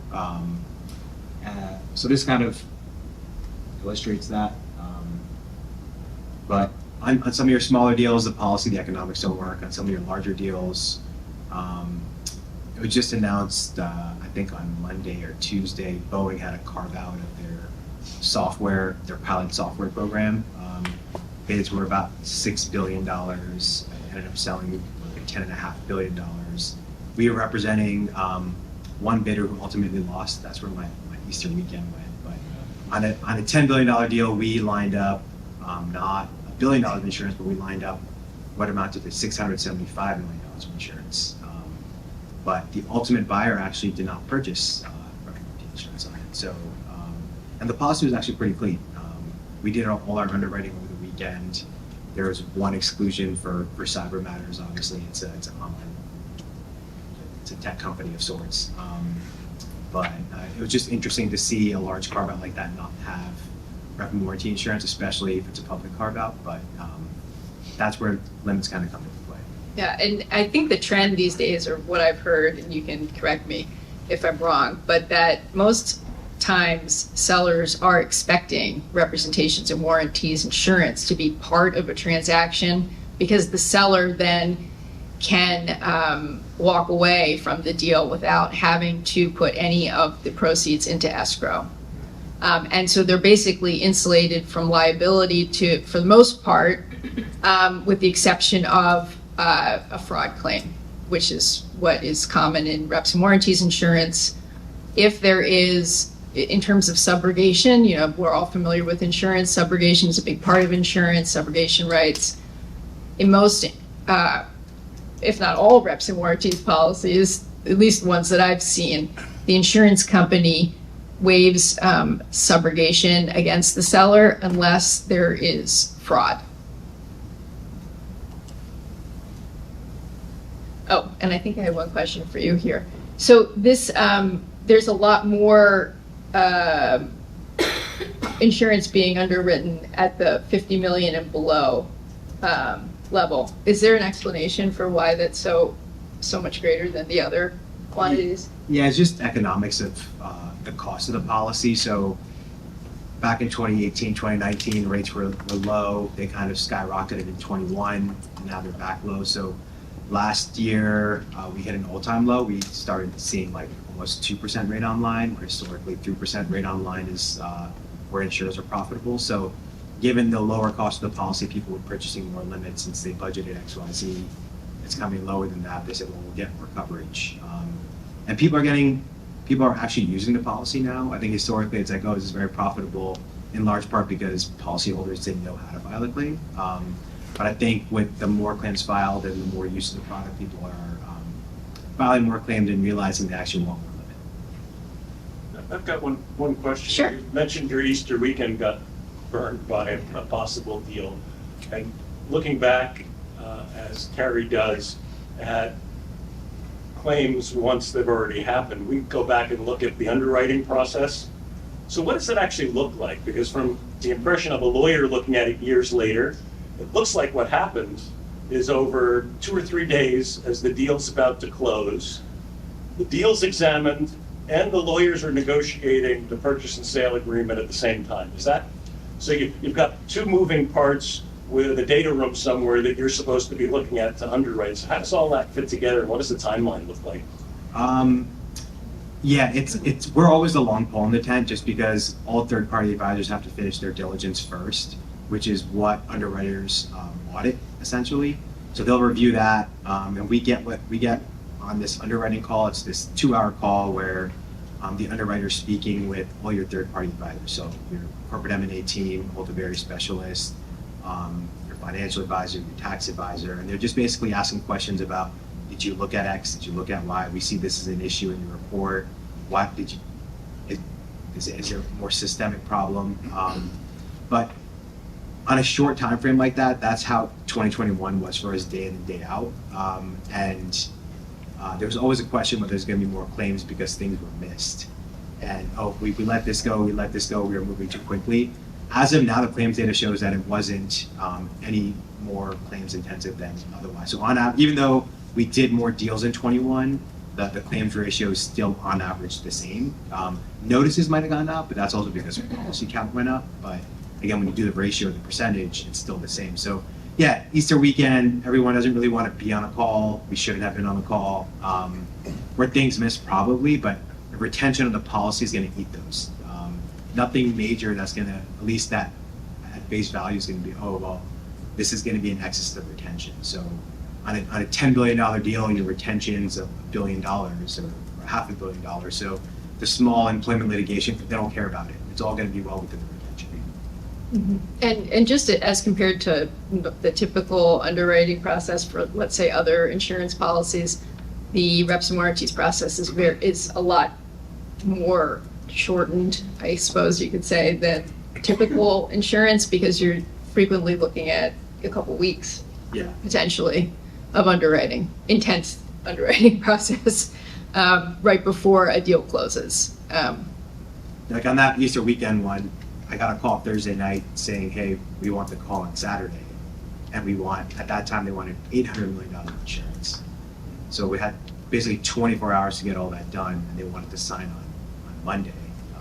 The silence on Monday at noon made me realize that they're not going to win this bid. So here's some information that Marsh provided about the industries that are purchasing reps and warranties. I think you could tell that there's almost, twice as much activity in the communications, media, and technology. Is there a reason for that? Yeah, so historically, when I was practicing as an M&A attorney, I mainly represented private equity funds. The first brokerage I worked at was mainly private equity funds. Marsh is 50-50 between corporations and private equity funds, just given the size of Marsh. So that is to say, tech is a very, very broad spectrum that both corporations and private equity funds are going to be investing in. Same thing with manufacturing, power utilities, professional services. So those are the spaces where our clients are investing into. That's where private equity is in. That's where corporations are in when they're buying a company, showing up their portfolios. Okay, so let's talk a little bit about the actual policies, the content, and the policy language that we're going to be. Some of these topics will go into the language in a little bit more specifics.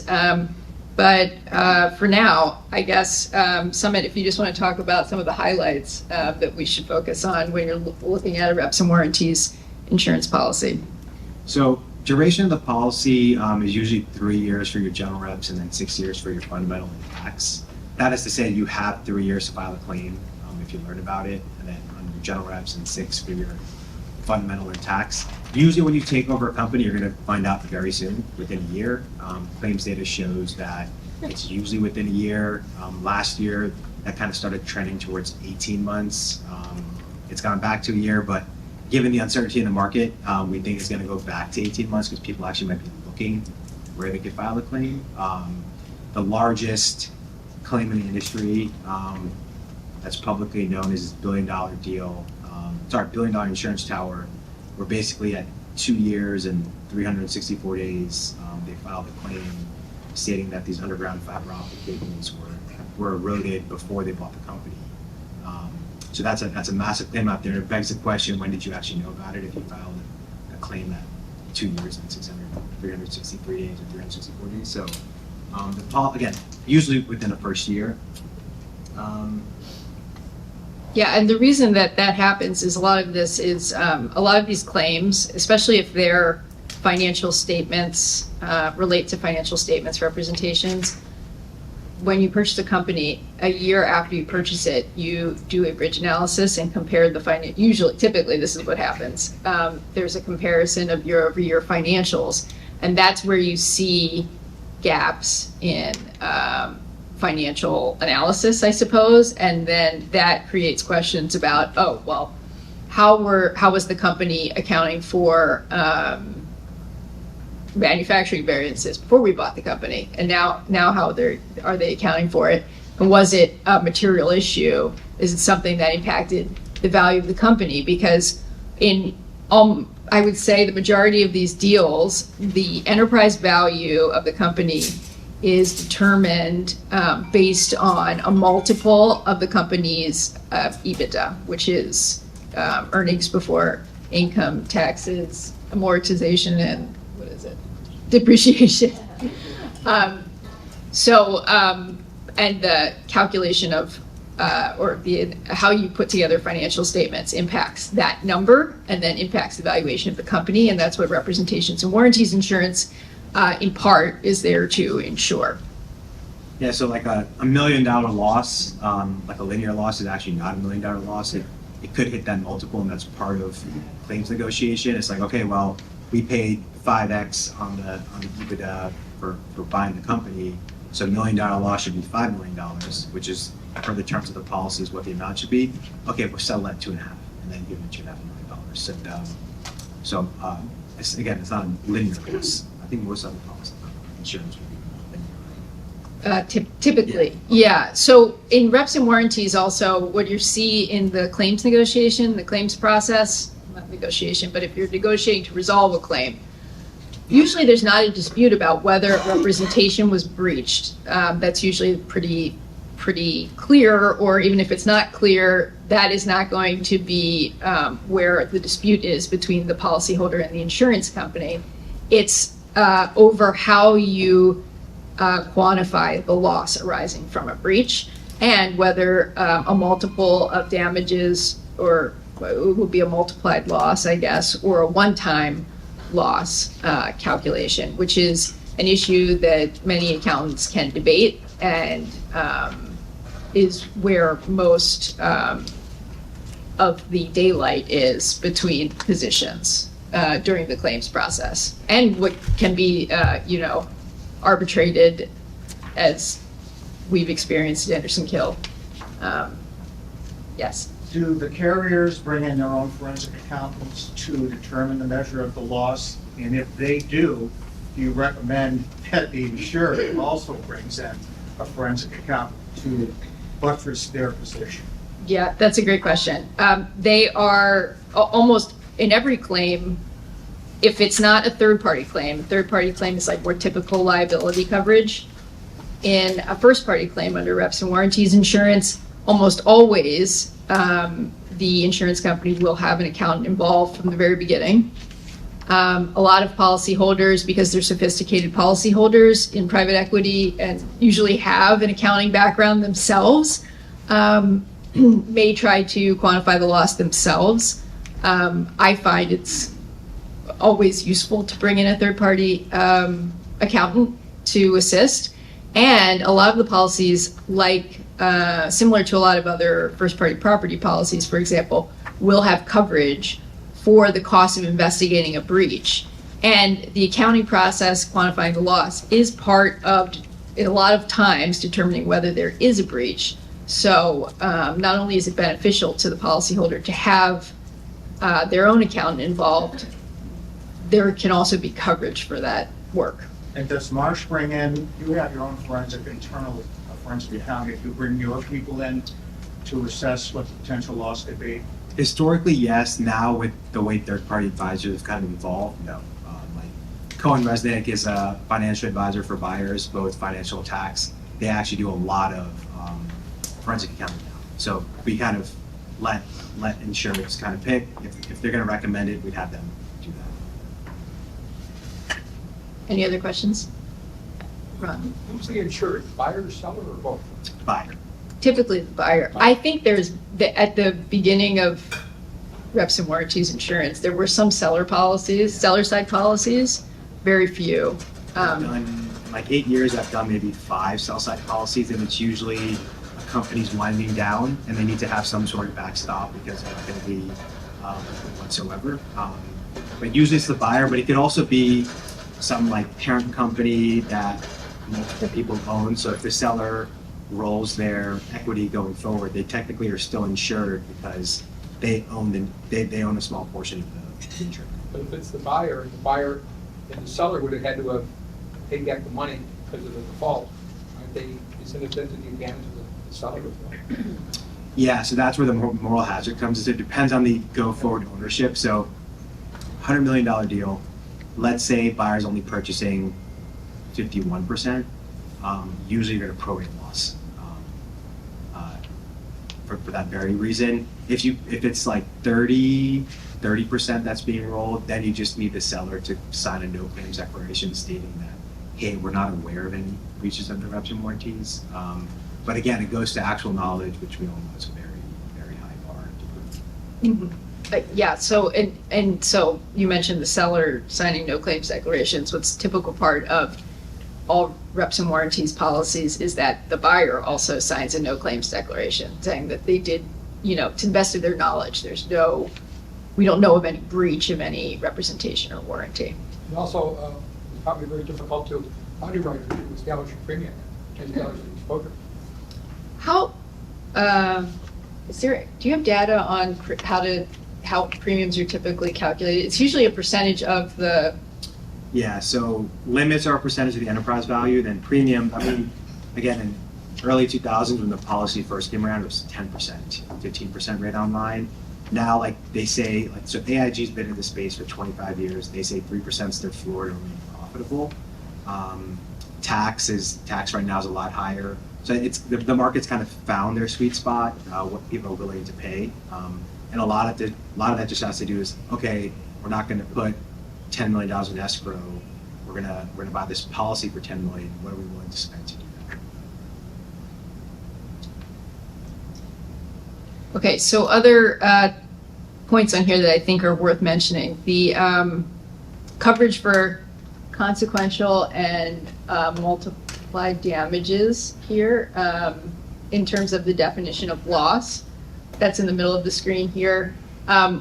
The first arbitration that I ever, or the first reps and warranties claim I ever arbitrated, that was the big issue, is whether the policy covered a loss at the multiple, because the policy was silent on it. And we won that issue, but that is something that is never, it's not even discussed anymore. It's really, during the claims process, it's a question of how would you calculate, how is it reasonable to calculate a loss arising from a breach of representation and warranty? Is it a loss that impacts the company into the future? Like, is it for example, a loss that's because of a breach in the financial statements rep, you misstated your financials, it impacts the amount that you paid for the company, versus is this a one-time, one-off loss? Do you have I'm trying to think of an example of a one-time loss versus, because even if you have, so a lot of things will impact the value of the company. Let's put it that way. And then you see where the debate can come in to the claims process between, there can be a very large gap between loss at the multiple versus a one-time loss. And then the other things that we will touch on, we only have about 5 minutes left, but materiality scrape. I will just note, in GAAP, which is generally accepted accounting principles, there is some concept of materiality built in there. So even though your policy may say if a breach, it doesn't matter if a breach is material or not in terms of determining whether there's been a breach of a rep, there's still some sort of materiality concept that's like baked into every kind of claim analysis. And then in terms of exclusions, we touched on this before, but generally the exclusions are much narrower than you'll find in a lot of other insurance policies.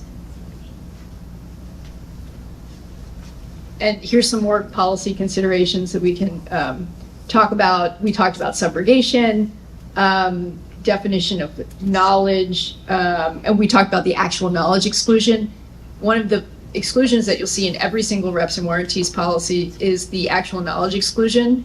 So that is essentially to say if the buyer had actual knowledge of a breach before they purchased the company, that breach will be excluded. But actual knowledge is essentially impossible to prove by the insurance company. It's always the insurance company's burden.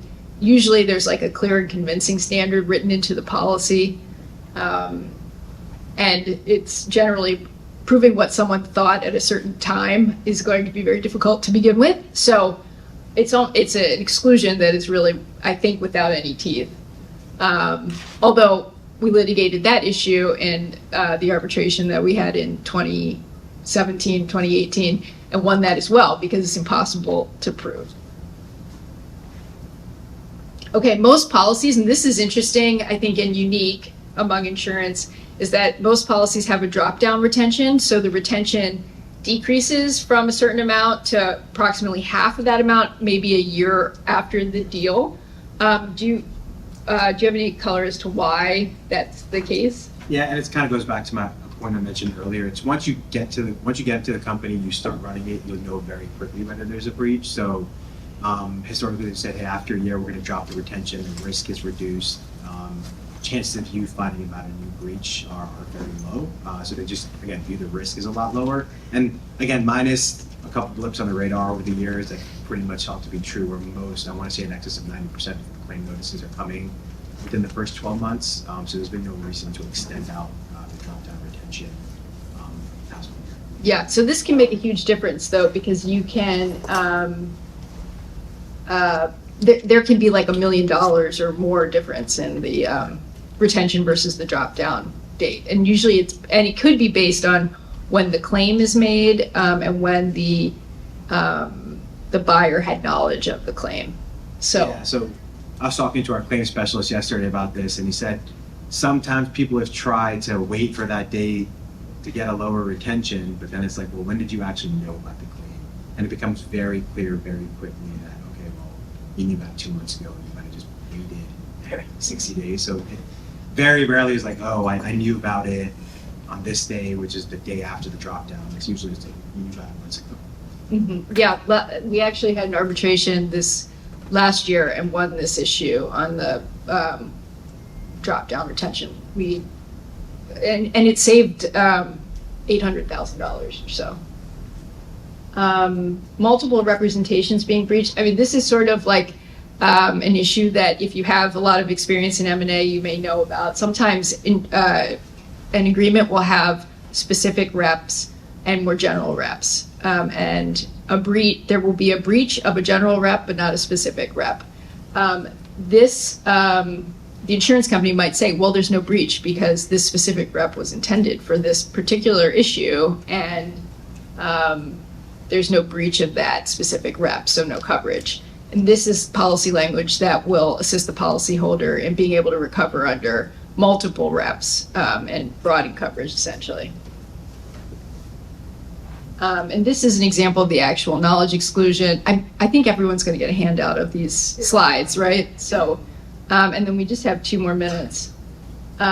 Here's an example of an exclusion for fines and penalties and still covering defense costs. So this is sort of similar to the D&O policy issue that Bill was talking about earlier. Purchase price adjustments, do you want to touch on that quickly? Yeah, so mainly after you close a transaction, very, very shortly thereafter, you're gonna go in, you're gonna do working capital adjustments, you're gonna make sure the numbers make sense, and you might adjust the purchase price a little bit based on employees changing or whatever that might be. That's not, any adjustments you make to that, you can't a month later say, hey, that was a breach of a rep. It was already adjusted in the purchase price adjustment. So it's a mechanism in the purchase agreement for which there's an exclusion of the policy. And usually, again, the order of operations is you close the deal, you flush out the purchase price adjustment, and then if there's another issue that wasn't adjusted for, then you can file a claim. But you can't, no one's gonna be like, oh, well, it's gonna be more than we're allowed in the purchase price adjustment and the agreement, so we're just gonna file a claim. It's usually just order of operations. And then lastly, I included this language in here just to point out, this is another interesting way that reps and warranties policies are different than other insurance policies. Although this says that the burden is on the insurers to prove the application of an exclusion, which, as we know, as you know, everyone in insurance knows, the burden is always on the insurance companies to prove an exclusion applies when you're litigating. But this also makes it clear that if you're looking at a loss and maybe an exclusion applies to part of that loss, that is not going to have a broader application than that. And usually you're looking at allocation issues in insurance, and the policy is less favorable in most insurance policies, I suppose, on allocation. This is helpful because it says the loss that's excluded is keeps it narrow instead of eating up an entire claim and related loss.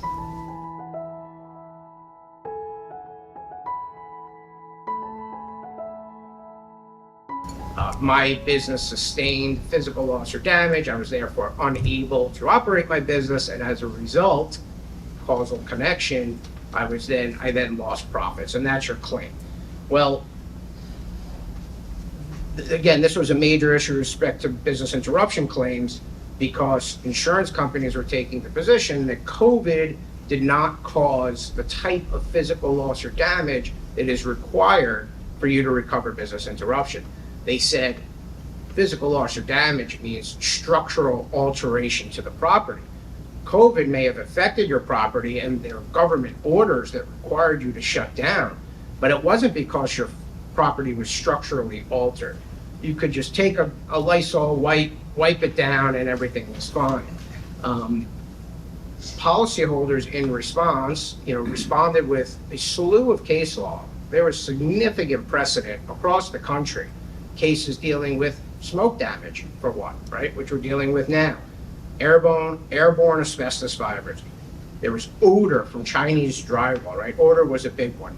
Methamphetamines, E. coli. There was one case, I think it was New Hampshire or Vermont, where there was such a pungent smell of cat urine that the court found that was sufficient physical loss or damage to entitle them to loss of use.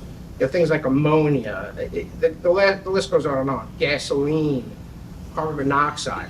None of these things cause a physical structural alteration to the property, and yet the courts in those cases all said that was sufficient to trigger coverage. But unfortunately, the insurance companies fought that issue. They fought it all the way up to the highest courts in many states, and were largely successful, with the exception of Vermont and North Carolina, where policyholders had wins in the highest courts of those cases, those states.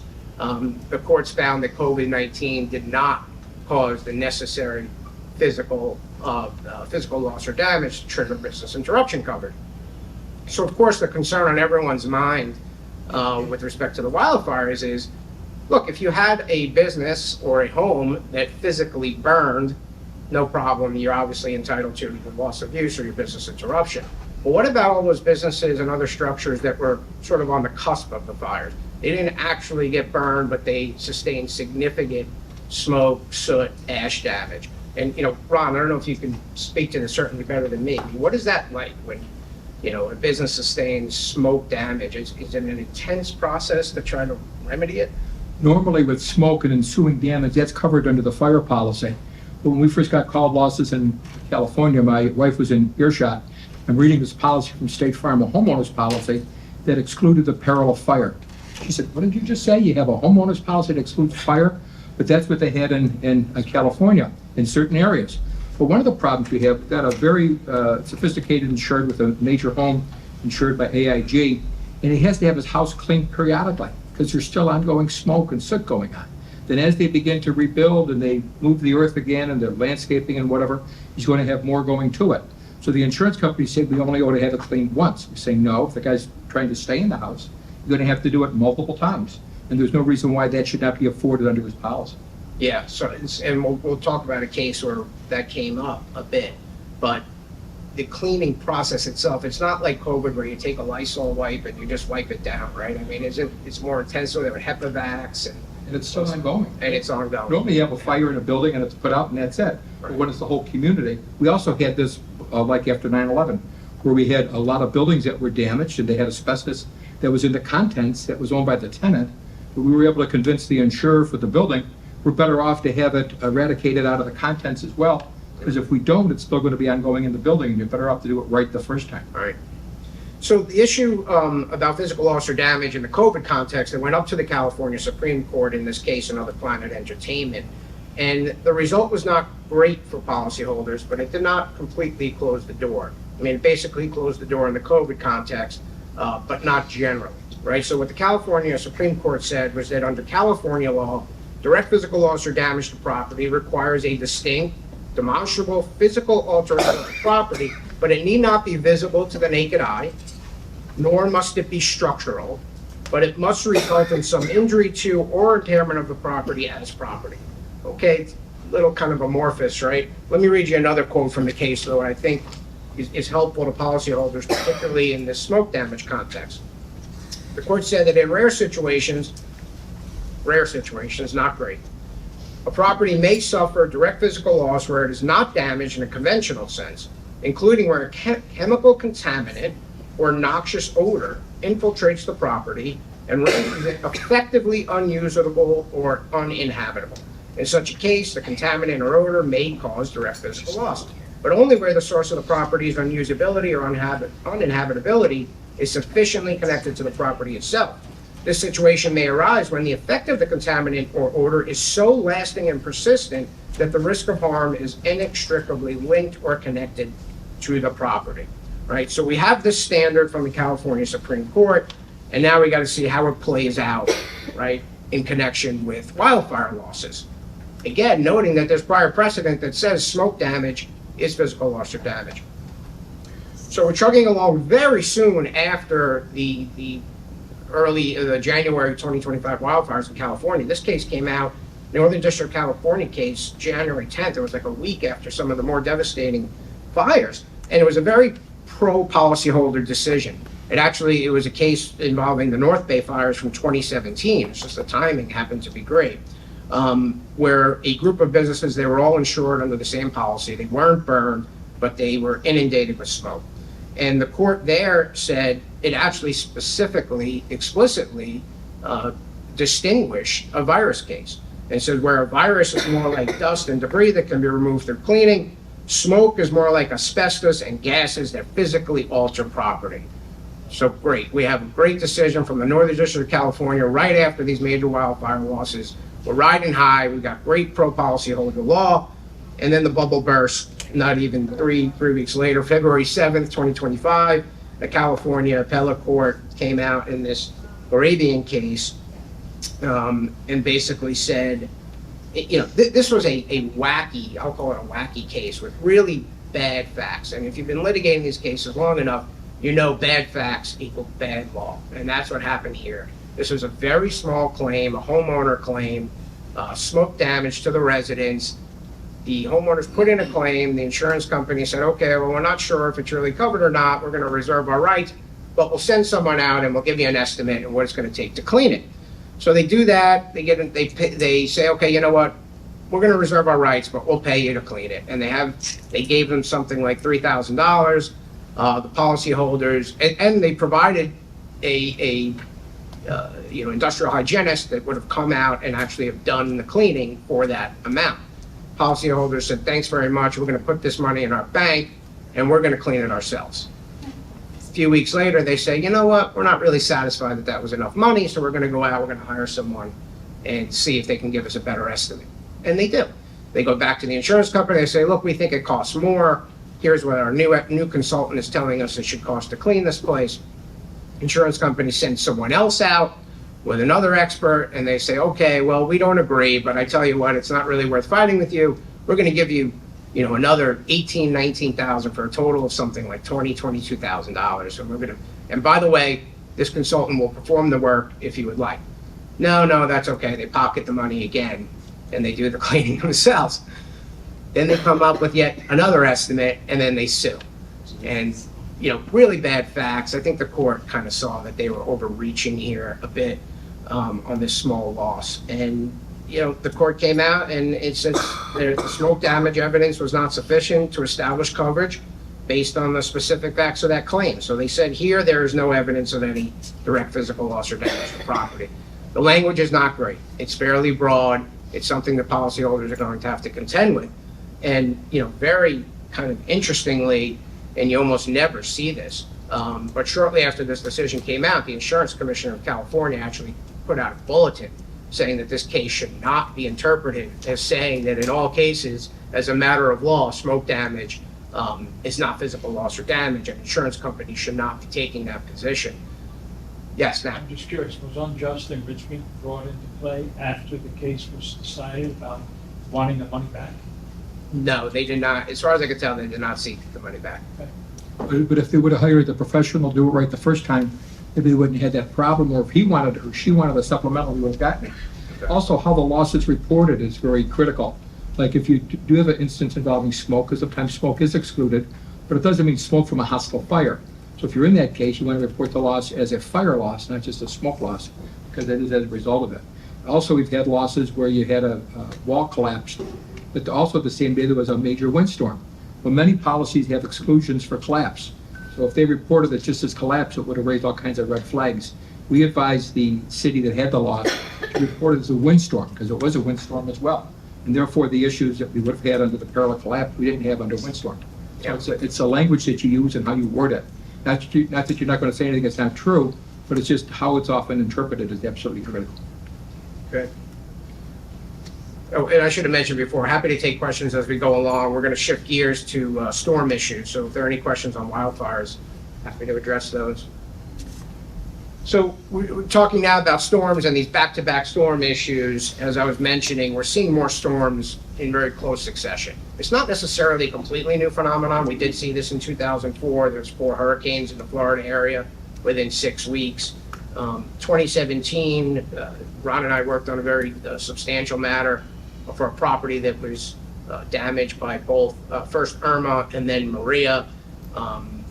And also you had Harvey in that mix. It didn't affect this particular property, but that was in the same geographic area.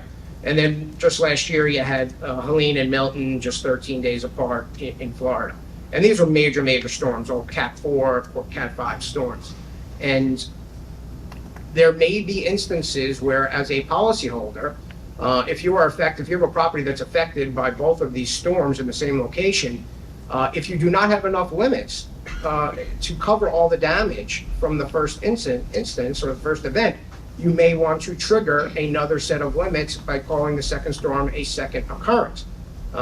Conversely, if you're the insurance company and there's a large deductible on the policy, the insurance company may take the position that, well, these are 2 separate events, and therefore you have 2 separate deductibles that you need to satisfy. So you could see it happening both ways. And where the difficulty comes into play, and poor Ron, when he's adjusting these losses, it's the question is how do you? Oftentimes there's just not enough time between the 2 events to fully document all the damage from the first loss, right? So you're in this tough position. Sometimes you can't even access the property, right? If you're on a remote island, all the ferries are shut down. There's no access whatsoever. You have to take a helicopter on some of these losses. So you may not even be able to get to the property in time to fully document the loss. And if you can get there, if you have a sprawling campus-like property or even a large commercial building, it can be difficult to fully document the loss. So how do you prove up exactly what damages were caused from the first loss versus which ones were caused by the second loss? But Ron, is there sort of, if you had it your way in every case, what's the best way to approach something like that where you're trying to allocate the losses? Well, as you well indicated, Dennis, it's going to depend on the coverages as well, because sometimes you want it to be one loss versus two. When I want it to be one continuous loss, I'd use my grandfather's old expression, you can't spoil a rotten egg. It already was damaged the first time, therefore you owe it accordingly. Sometimes what you'll do is if there's no question there were two, and you have ample limits, is maybe just apply two deductibles but treat it as one. But there's very creative ways to try to explore that. There's videos available, testimony from people nearby, but it's an onerous task to do that. What about like trying to come to an agreement with the other side, an approach where you say, all right, let's estimate the total scope of the damage, and then let's just apply some percentage to each storm. I mean, have you had any success with that? Yeah, absolutely. That's what we were able to do in '04. We were able to talk to unit owners and condo associations that were there between the two storms, and we brought it to an arbitration panel, and they would say, is it 60-40 or 40-60, and how do you allocate it? But you're right, because you're going to have certain sublimits of the policy that will reinstate under each occurrence. Yeah. I'll figure this out by the end of the session. So, if you're a policyholder and you're in this position where you want to show damages to each loss, keep in mind that your burden of proof is relatively light, especially under what's called an all-risk policy, right? Many commercial properties are all risk, and they cover all risk of physical loss or damage unless specifically excluded. So the initial burden on the part of the policyholder is, again, relatively light. You just have to show that there was, in fact, property damage during the policy period. And then the burden will shift to the insurance company to prove that an exclusion applies, right? Because all risks are covered unless excluded. And your burden of proof is a preponderance of the evidence. And claiming was from the second storm was in fact from the second storm. 51%, right? Not an overly burdensome threshold. And then just on that point, I could hear the words of the late Gene Anderson saying that the best areas of coverage would be the exception to the exclusion. Yeah. And really honing on that. And that's always very interesting. And unfortunately, the burden shifts back to the policyholder to prove up an exception. So we talked about burden of proof initially to prove the coverage, but there's also a very light, I shouldn't say light, but not overly onerous burden on proving up your damages, right? Case law supports that you do not need mathematical precision in proving up your damages. There just has to be some reasonable basis for the jury to rely on. And, I think it's relatively accepted that estimates will suffice, right? Absolute certainty is not required. And there is precedent again in Texas, Fifth Circuit, where we see that these percentage allocations were actually upheld by courts. Now, it's a percentage allocation that is backed up by expert testimony. So you have an expert come in and look at it, they're trained in the area, and they considered X, Y, and Z factors, and they determined that 70% of it was from a plumbing leak, 30% was from something else. In this case, percentage based on the two storms. So that is probably the best way to do it. Yes, Karen? I have a question about proof of damages. Does that concept that you said that you don't need absolute certainty also apply to proving when the period of restoration ends or begin, that time period? Sure. How is that looked at? Yeah, I mean, again, that's typically a subject of expert testimony. For anyone who doesn't know, a period of restoration is going to determine the amount of time that you're entitled to your business interruption loss. So it'll start at the period of time when the loss occurs, and it'll end when, with all due diligence and dispatch, you can reasonably repair the damage. That is often a contested issue. And again, you don't need mathematical precision on that. It is a hypothetical period. You may have actual facts as to specifically how long it took you to repair, but that is not the question under the policy. The question is, with due diligence and dispatch, how long should it have taken? So you're dealing with a hypothetical, and you will need expert testimony in that issue. So in all instances, we're talking about estimates. People are using their best educated guess to determine how long this should have taken. And just on that point, one of the ones where Anderson Kell wrote an amicus curiae brief on by economy versus Harleysville, We had an appraisal award that took months to get that came in substantially higher than the insurance company's offer. So with Anderson Kill and everyone else arguing, we were able to recover for the client a substantially longer period of time, even beyond the period in the insurance policy, because of the insurance company's unreasonable delay. Question is, when is the insurer supposed to start making repairs? Sometimes I'll say the next day, which is absolutely absurd, because of the reasonable time to do the loss adjustment, measure the claim, the insured to receive the funds to go ahead and start. So that's all, as far as we're concerned, that's all part of the period of interruption, part of the period of restoration as well. Yep, you've got your permitting, you've got your time that you need to pre-order materials, and all has to get baked in, and there's tons of fights around. And then one of the other points, the insurance companies still want to do investigation. They have a right to view the damages. And I always love to argue sometimes, I learned this from my dad, that the company still has, within 30 days of the filing of the proof, to elect their option to repair. Sometimes I'll write them a letter early on, are you waiving any of your options under the policy? And of course they say no, and furthermore, we're not waiving any of our rights, and they go on and on about that. So well, you didn't waive it, so how do we know you weren't going to exercise your option to repair? Therefore, we had to hold the property in its current state until after the loss was settled. So, if you find yourself in one of these situations where you have to prove back-to-back losses, and the insurance company won't agree to a percentage allocation, they demand this sort of granular particularity as to each loss. There are ways of doing it. You can hire a meteorologist like we did in this Irma and Maria situation, which we found that the characteristics of the storm were quite different. We would say Irma brought the wind, but Maria brought the rain. And also the winds, although very high in both storms, they impacted the property from different directions. I think Irma was from the east and Maria was from the west. So now you put together a meteorologist with a structural engineer to explain how the weather conditions affected the buildings in different ways, and then have the structural engineer explain that based on these weather characteristics, this is what happens to these buildings during Irma, this is what happens to these buildings during Maria. And so you can present sufficient evidence to try to provide that sort of particular granularity, if you will, if that's what they're required. One of that also on that point with a meteorologist, we had a loss with your offices in New Jersey where there was a very large hurricane deductible.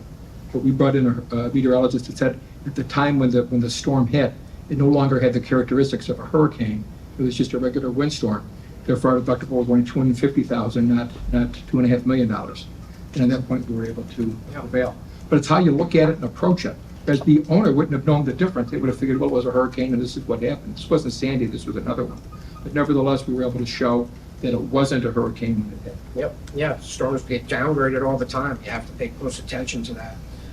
Last issue on this back-to-back storm is, since we're on the topic of deductibles, a lot of times deductibles will read as a percentage of the values involved in the loss, or a percentage of the values at risk. Well, if you have storm one come along and diminish those values because there's now damage to some of that property, when you're calculating the deductible for the second loss, you should be decreasing those values before you apply your percentage, because those values are no longer involved in the loss or at risk in the second loss. Only a few minutes left to talk about, flood sublimits and flood exclusions. One of the things we see all the time in storm losses, obviously a number of them involve flood losses within the storms. And insurance companies typically take very aggressive positions on the application of flood sublimits, right? Flood is typically, if it's covered at all, is typically sublimited. Sometimes it's completely excluded. And, policyholders routinely have to deal with this issue. And one of the things to look for is whether or not the flood sublimit actually applies to your time element losses. By time element losses, we're talking about business interruption, contingent business interruption, service interruption, ingress, egress, all the sort of lost profit type coverages that depend on this period of restoration we were just talking about. And what you'll find in a lot of policies is that these flood sublimits are tied very closely to physical loss or damage. And business interruption policies are separate, or business interruption coverage, they are specified typically very separate from flood sublimits, and they do not require or depend on physical loss or damage necessarily. The coverages, they can write this very clearly, by the way, and some policies do write it very clearly to say that this flood sublimit applies to all coverages in the policy, including but not limited to business interruption and other time element coverages. If your policy says that, then it's pretty clear. But most policies are not that clear on this issue, and we've had some success, and other courts have noticed and ruled that flood sublimits, if not very clearly applicable to time element losses, do not apply. And if your language is at all muddy on this issue, probably the best arrow in the policyholder's quiver is contra pro forentum, right? Ambiguous language gets construed against the insurance company as the drafter.